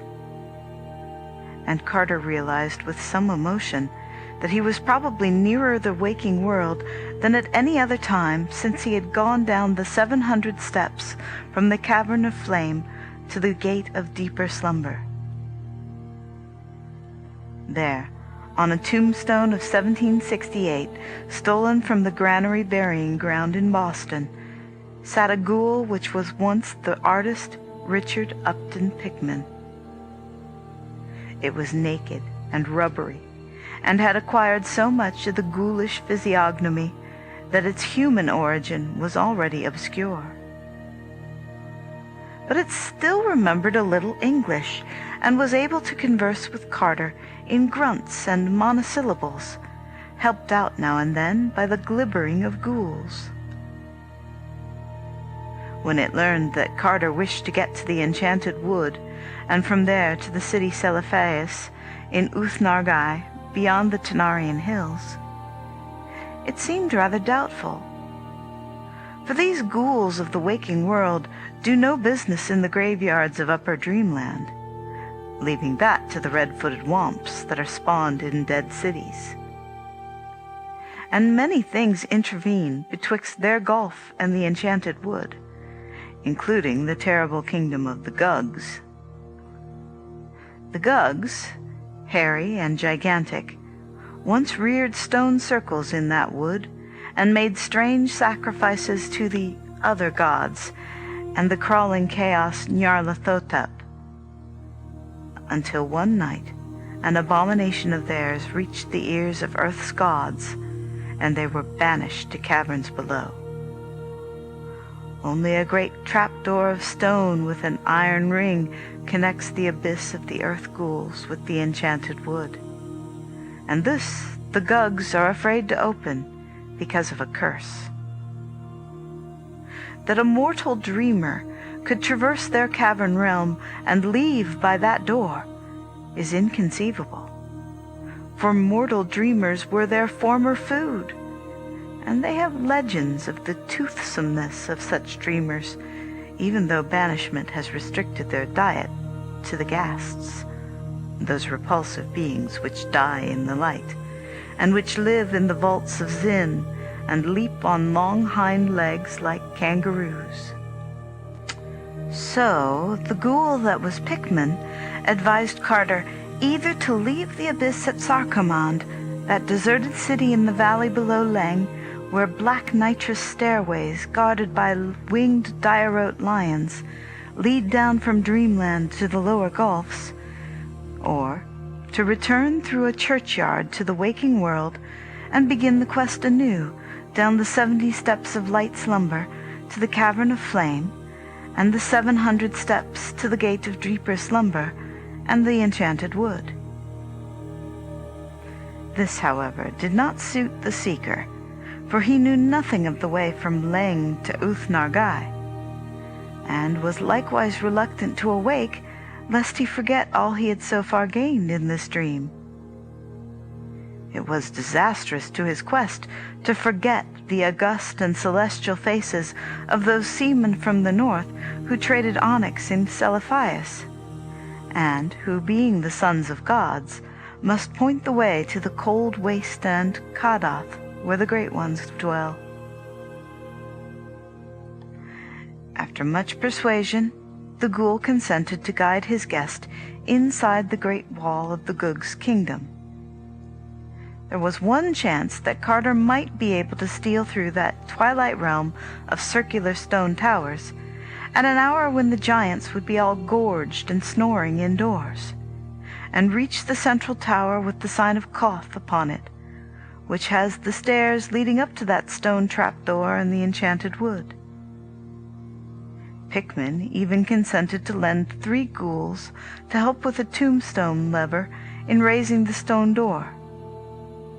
For of ghouls, the Gugs are somewhat afraid, and they often flee from their own colossal graveyards when they see them feasting there.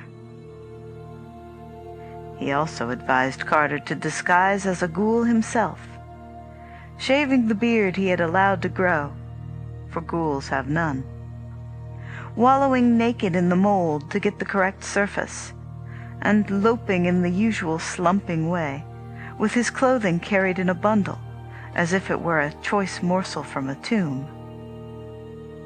They would reach the city of Gugs, which is coterminous with the whole kingdom, through the proper burrows, emerging in a cemetery not far from the stair containing Tower of Koth. They must beware, however, of a large cave near the cemetery, for this is the mouth of the vaults of Zin, and the vindictive ghasts are always on watch there murderously for those denizens of the upper abyss who hunt and prey on them. The ghasts try to come out when the Gugs sleep, and they attack ghouls as readily as Gugs, for they cannot discriminate. They are very primitive, and eat one another. The Gugs have a sentry at a narrow place in the vaults of Zin, but he is often drowsy, and is sometimes surprised by a party of ghasts. Though ghasts cannot live in real light, they can endure the gray twilight of the abyss for hours. So at length Carter crawled through endless burrows with 3 helpful ghouls bearing the slate gravestone of Colonel Nehemiah Derby, obit 1719, from the Charter Street burying ground in Salem.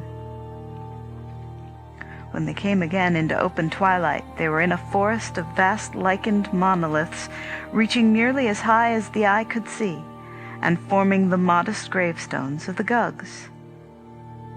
On the right of the hole out of which they wriggled, and seen through aisles of monoliths, was a stupendous vista of cyclopean round towers mounting up illimitable into the gray air of inner earth. This was the great city of the Gugs, whose doorways are 30 feet high. Ghouls come here often, for a buried Gug will feed a community for almost a year. And even with the added peril, it is better to burrow for Gugs than to bother with the graves of men. Carter now understood the occasional Titan bones he had felt beneath him in the valley of Noth. Straight ahead, and just outside the cemetery, rose a sheer perpendicular cliff at whose base an immense and forbidding cavern yawned. This the ghouls told Carter to avoid as much as possible, since it was the entrance to the unhallowed vaults of Zin, where Gugs hunt ghasts in the darkness. And truly that warning was soon well justified, for the moment a ghoul began to creep toward the towers to see if the hour of the Gugs' resting had been rightly timed, there glowed in the gloom of that great cavern's mouth first one pair of yellowish red eyes, and then another, implying that the Gugs were 1 century less, and that ghasts have indeed an excellent sharpness of smell. So the ghoul returned to the burrow and motioned his companions to be silent. It was best to leave the ghasts to their own devices, and there was a possibility that they might soon withdraw, since they must naturally be rather tired after coping with a Gug sentry in the black vaults. After a moment, something about the size of a small horse hopped out into the gray twilight, and Carter turned sick at the aspect of that scabrous and unwholesome beast, whose face is so curiously human despite the absence of a nose, a forehead, and other important particulars. Presently, 3 other ghasts hopped out to join their fellow, and a ghoul glibbered softly at Carter that their absence of battle scars was a bad sign. It proved that they had not fought the Gug sentry at all, but had merely slipped past him as he slept, so that their strength and savagery were still unimpaired, and would remain so till they had found and disposed of a victim. It was very unpleasant to see those filthy and disproportioned animals, which soon numbered about 15, grubbing about and making their kangaroo leaps in the gray twilight where Titan towers and monoliths arose. But it was still more unpleasant when they spoke among themselves in the coughing gutturals of ghasts.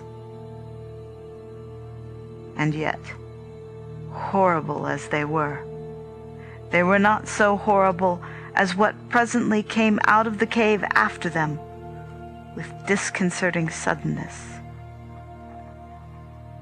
It was a paw, fully 2.5 feet across, and equipped with formidable talons. After it came another paw, and after that a great black-furred arm to which both of the paws were attached by short forearms. Then 2 pink eyes shone, and the head of the awakened Gug sentry, large as a barrel, wobbled into view. The eyes jutted 2 inches from each side, shaded by bony protuberances overgrown with coarse hairs. But the head was chiefly terrible because of the mouth.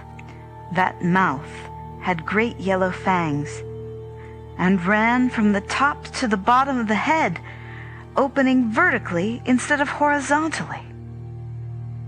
But before that unfortunate Gug could emerge from the cave and rise to his full 20 feet, the vindictive ghasts were upon him. Carter feared for a moment that he would give an alarm and arouse all his kin, till a ghoul softly glibbered that Gugs have no voice, but talk by means of facial expression. The battle which then ensued was truly a frightful one. From all sides the venomous ghasts rushed feverishly at the creeping Gug, nipping and tearing with their muzzles, and mauling murderously with their hard-pointed hooves.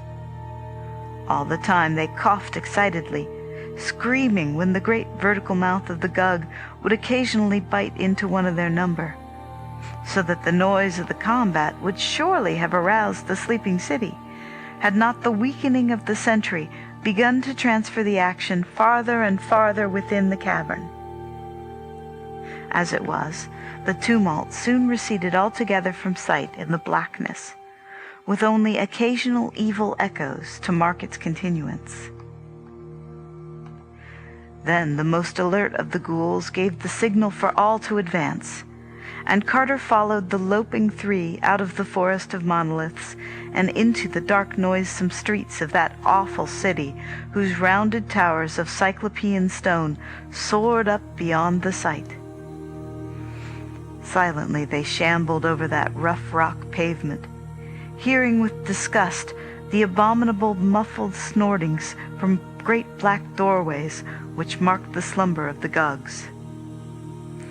Apprehensive of the ending of the rest hour, the ghouls set a somewhat rapid pace. But even so, the journey was no brief one, for distances in that town of giants are on a great scale. At last, however, they came to a somewhat open space before a tower even vaster than the rest, above whose colossal doorway was fixed a monstrous symbol in bas-relief, which made one shudder without knowing its meaning. This was the central tower with the sign of Koth, and those huge stone steps just visible through the dusk within were the beginning of the great flight leading to Upper Dreamland and the Enchanted Wood. There now began a climb of interminable length in utter blackness, made almost impossible by the monstrous size of the steps, which were fashioned for Gugs, and were therefore nearly a yard high. Of their number Carter could form no just estimate, for he soon became so worn out that the tireless and elastic ghouls were forced to aid him. All through the endless climb there lurked the peril of detection and pursuit.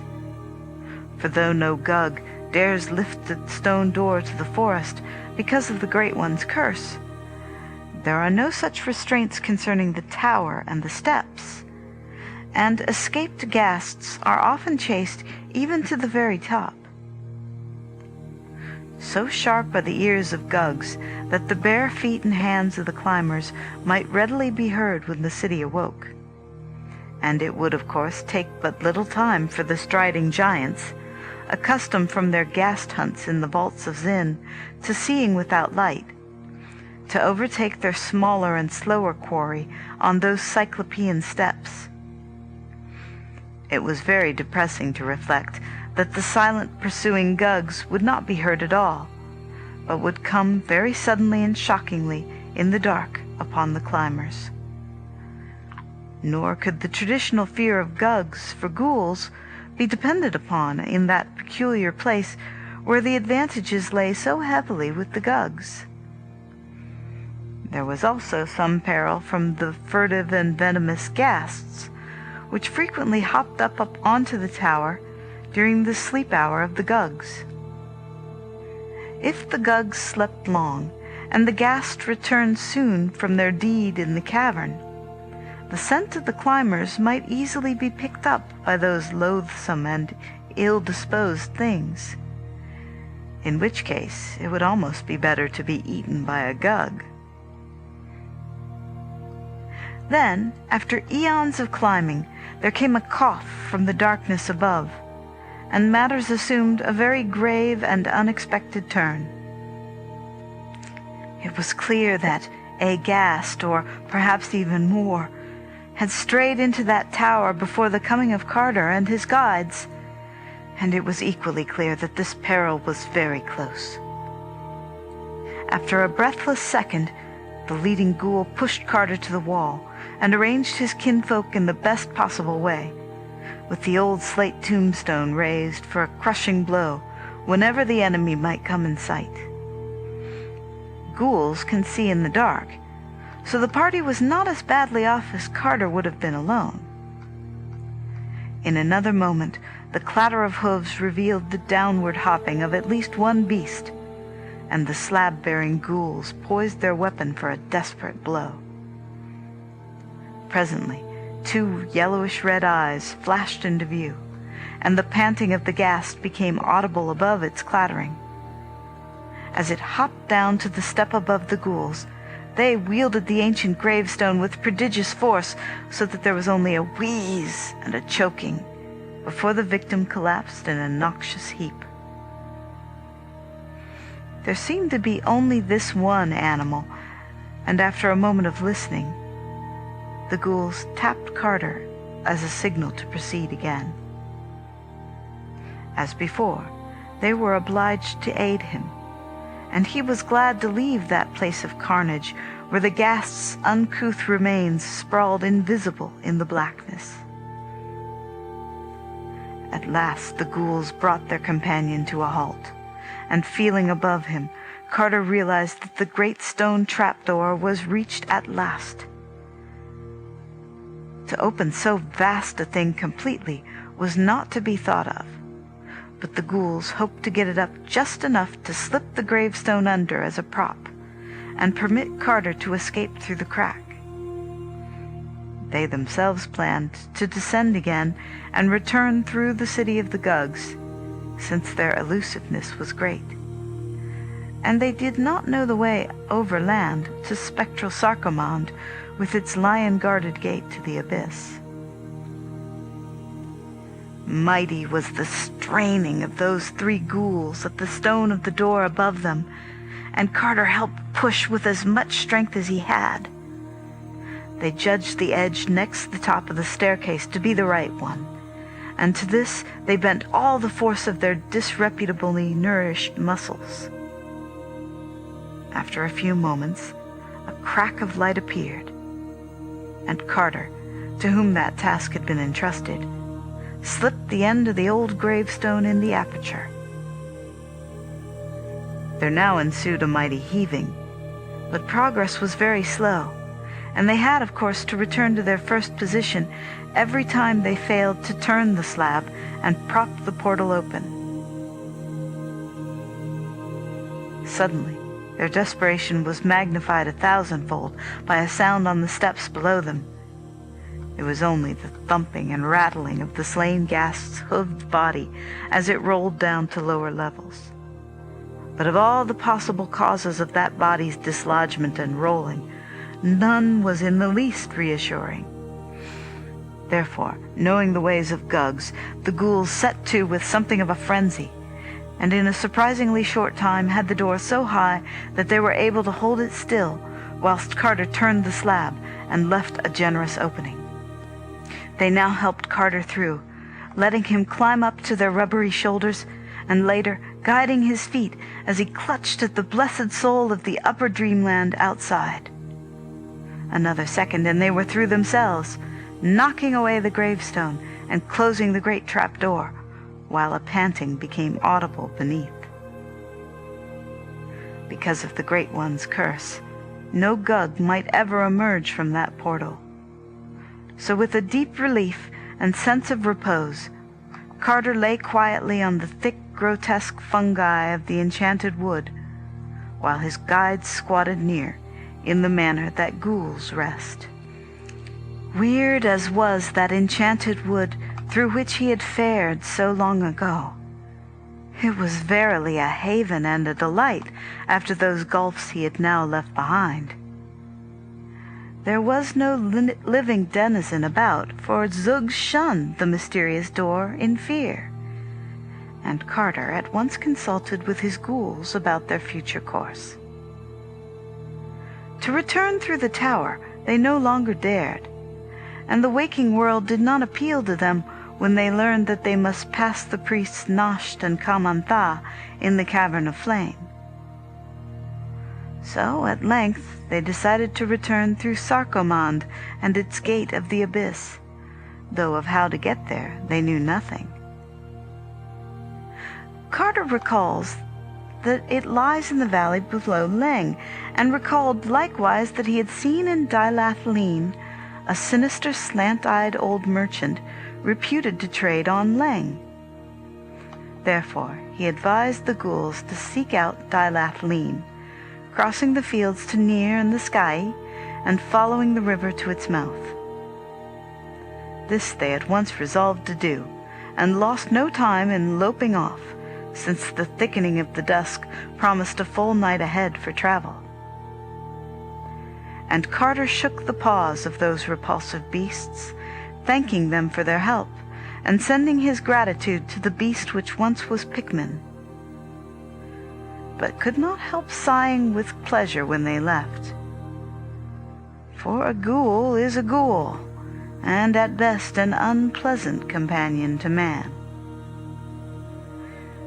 After that, Carter sought a forest pool and cleansed himself of the mud of nether earth, thereupon reassuming the clothes he had so carefully carried. End of Part 4. Part 5. It was now night in that redoubtable wood of monstrous trees, but because of the phosphorescence, one might travel as well as by day. Wherefore Carter set out upon the well-known route toward Seliphias, in Uth-Nargai, beyond the Tanarian hills. And as he went, he thought of the zebra he had left tethered to an ash tree on Ngranek in faraway Oriab so many eons ago, and wondered if any lava-gatherers had fed and released it. And he wondered too if he would ever return to Baharna and pay for the zebra that was slain by night in those ancient ruins by Yath's shore, and if the old tavern keeper would remember him. Such were the thoughts that came to him in the air of the regained upper dreamland. But presently his progress was halted by a sound from a very large hollow tree. He had avoided the great circle of stones, since he did not care to speak with Zugs just now. But it appeared from the singular fluttering in that huge tree that important councils were in session elsewhere. Upon drawing nearer, he made out the accents of a tense and heated discussion, and before long became conscious of matters which he viewed with the greatest concern. For a war on the cats was under debate in that sovereign assembly of Zugs. It all came from the loss of the party which had sneaked after Carter to Ulthar, and which the cats had justly punished for unsuitable intentions. The matter had long rankled, and now, or at least within a month, the marshaled Zugs were about to strike the whole feline tribe in a series of surprise attacks, taking individual cats or groups of cats unawares, and giving not even the myriad cats of Ulthar a proper chance to drill and mobilize. This was the plan of the Zugs, and Carter saw that he must foil it before leaving upon his mighty quest. Very quietly, therefore, did Randolph Carter steal to the edge of the wood and send the cry of the cat over the starlit fields.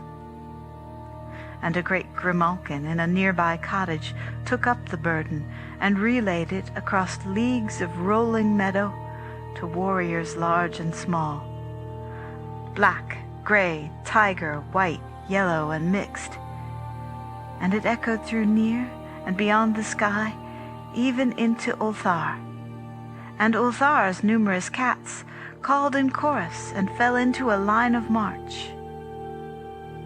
It was fortunate that the moon was not up, so that all the cats were on earth. Swiftly and silently leaping, they sprang from every hearth and housetop and poured in a great furry sea across the plains to the edge of the wood.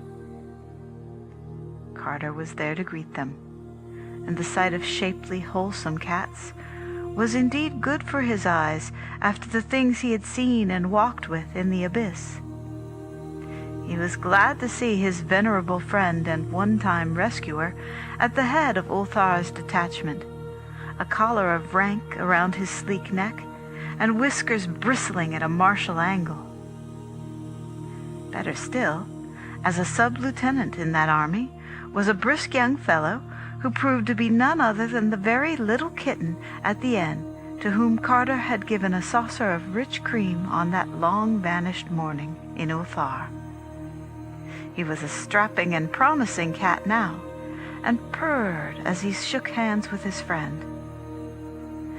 His grandfather said he was doing very well in the army, and that he might well expect a captaincy after one more campaign. Carter now outlined the peril of the cat tribe, and was rewarded by deep-throated purrs of gratitude from all sides.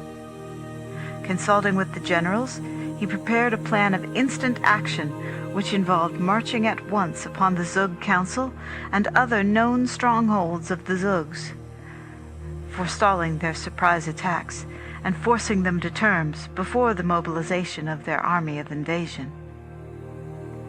Thereupon, without a moment's loss, that great ocean of cats flooded the enchanted wood and surged around the council tree and the great stone circle. Flutterings rose to panic pitch as the enemy saw the newcomers, and there was very little resistance among the furtive and curious brown Zugs. They saw that they were beaten in advance, and turned from thoughts of vengeance to thoughts of present self-preservation. Half the cats now seated themselves in a circular formation with the captured Zugs in the center, leaving open a lane down which were marched the additional captives rounded up by the other cats in other parts of the wood. Terms were discussed at length, Carter acting as interpreter, and it was decided that the Zugs might remain a free tribe on condition of rendering to the cats a large tribute of grouse, quail, and pheasants from the less fabulous parts of the forest. 12 young Zugs of noble families were taken as hostages to be kept in the Temple of Cats at Ulthar, and the victors made it plain that any disappearances of cats on the borders of the Zug domain would be followed by consequences highly disastrous to Zugs. These matters disposed of, the assembled cats broke ranks and permitted the Zugs to slink off one by one to their respective homes, which they hastened to do with many a sullen backward glance. The old cat general now offered Carter an escort through the forest to whatever border he wished to reach, deeming it likely that the Zugs would harbor dire resentment against him for the frustration of their warlike enterprise. This offer he welcomed with gratitude, not only for the safety it afforded, but because he liked the graceful companionship of cats.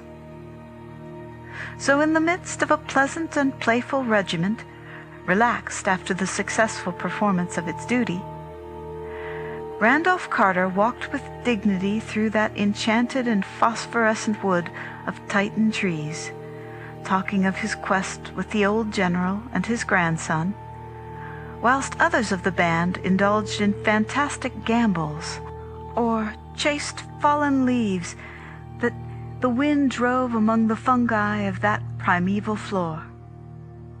And the old cat said that he had heard much of unknown Kadath in the cold waste, but did not know where it was.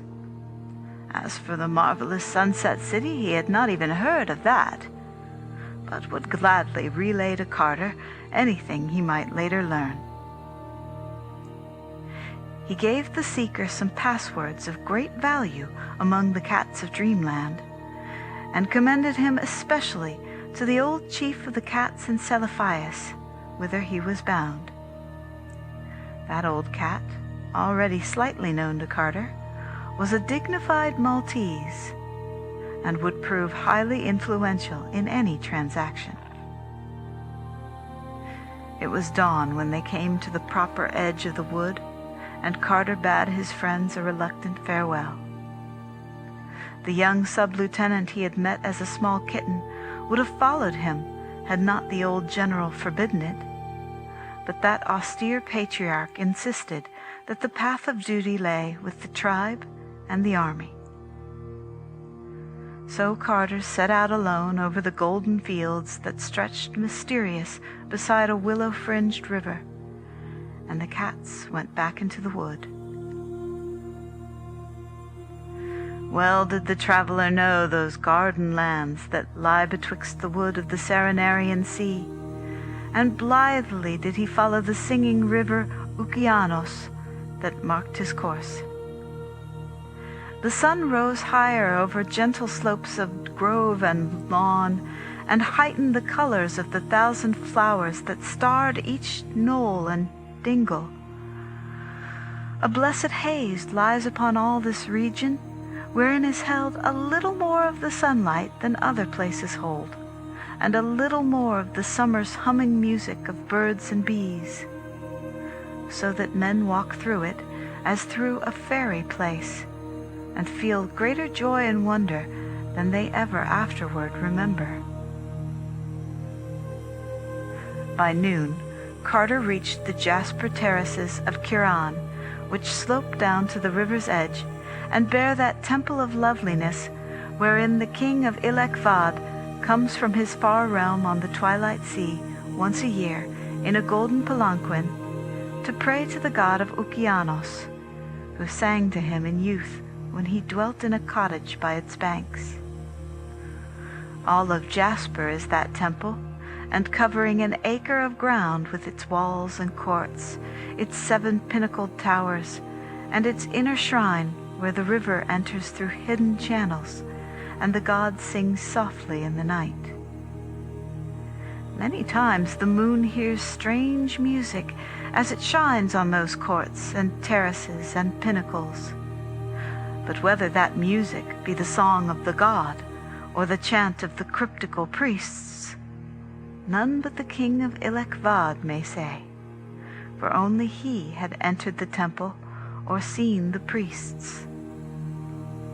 Now, in the drowsiness of day, that carven and delicate fane was silent, and Carter heard only the murmur of the great stream and the hum of the birds and bees as he walked onward under the enchanted sun.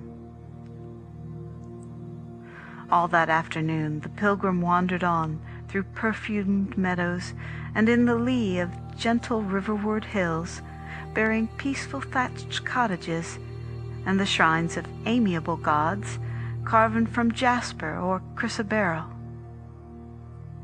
Sometimes he walked close to the bank of Okeanos and whispered to the sprightly and iridescent fish of that crystal stream, and at other times he paused amidst the whispering rushes and gazed at the great dark wood on the farther side, whose trees came down clear to the water's edge. In former dreams he had seen quaint lumbering buopoths come shyly out of that wood to drink, but now he could not glimpse any. Once in a while he paused to watch a carnivorous fish catch a fishing bird, which it lured to the water by showing its tempting scales in the sun, and grasped by the beak with its enormous mouth as the winged hunter sought to dart down upon it. Toward evening he mounted a low grassy rise and saw before him, flaming in the sunset, the 1,000 gilded spires of Thrawn. Lofty beyond belief are the alabaster walls of that incredible city, sloping inward toward the top, and wrought in one solid piece by what means no man knows, for they are more ancient than memory. Yet lofty as they are, with their 100 gates and 200 turrets, the clustered towers within, all white beneath their golden spires, are loftier still, so that men on the plain around see them soaring into the sky, sometimes shining clear, sometimes caught at the top in tangles of cloud and mist, and sometimes clouded lower down, with their utmost pinnacles blazing free above the vapors. And where Thrawn's gates open on the river are great wharves of marble, with ornate galleons of fragrant cedar and calamander riding gently at anchor, and strange bearded sailors sitting on casks and bales with the hieroglyphs of far places. Landward, beyond the walls, lies the farm country, where small white cottages dream between little hills, and narrow roads with many stone bridges wind gracefully among streams and gardens. Down through this verdant land Carter walked at evening, and saw twilight float up from the river to the marvelous golden spires of Thrawn. And just at the hour of dusk he came to the southern gate, and was stopped by a red-robed sentry till he had told 3 dreams beyond belief, and proved himself a dreamer worthy to walk up Thrawn's steep, mysterious streets, and linger in the bazaars where the wares of the ornate galleons were sold. Then into that incredible city he walked, through a wall so thick that the gate was a tunnel, and thereafter, amidst curved and undulant ways winding deep and narrow between the heavenward towers. Lights shone through grated and balconied windows, and the sound of lutes and pipes stole timid from inner courts where marble fountains bubbled. Carter knew his way, and edged down through darker streets to the river, where at an old sea tavern he found the captains and seamen he had known in myriad other dreams. There he bought his passage to Celiphias on a great green galleon, and there he stopped for the night, after speaking gravely to the venerable cat of that inn, who blinked dozing before an enormous hearth and dreamed of old wars and forgotten gods. End of The Dream Quest of Unknown Kadath. Dream Quest of Unknown Kadath by H.P. Lovecraft. Written a whole bunch a long time ago. Appeared in a bunch of other stuff. What do I look like? Wikipedia? People's Guide to the Cthulhu Mythos. We're normally a lot more helpful than this. pgttcm.com, pgttcm.podbean.com. Check us out at darkmyths.org and a whole bunch of other great podcasts that you'll like. And thank you for listening. Look out for Season 8, which is coming up really soon, and hope you're having a good summer. Thanks. Remember to stay squiggly, keep it weird, and stay safe. All right, have a good one.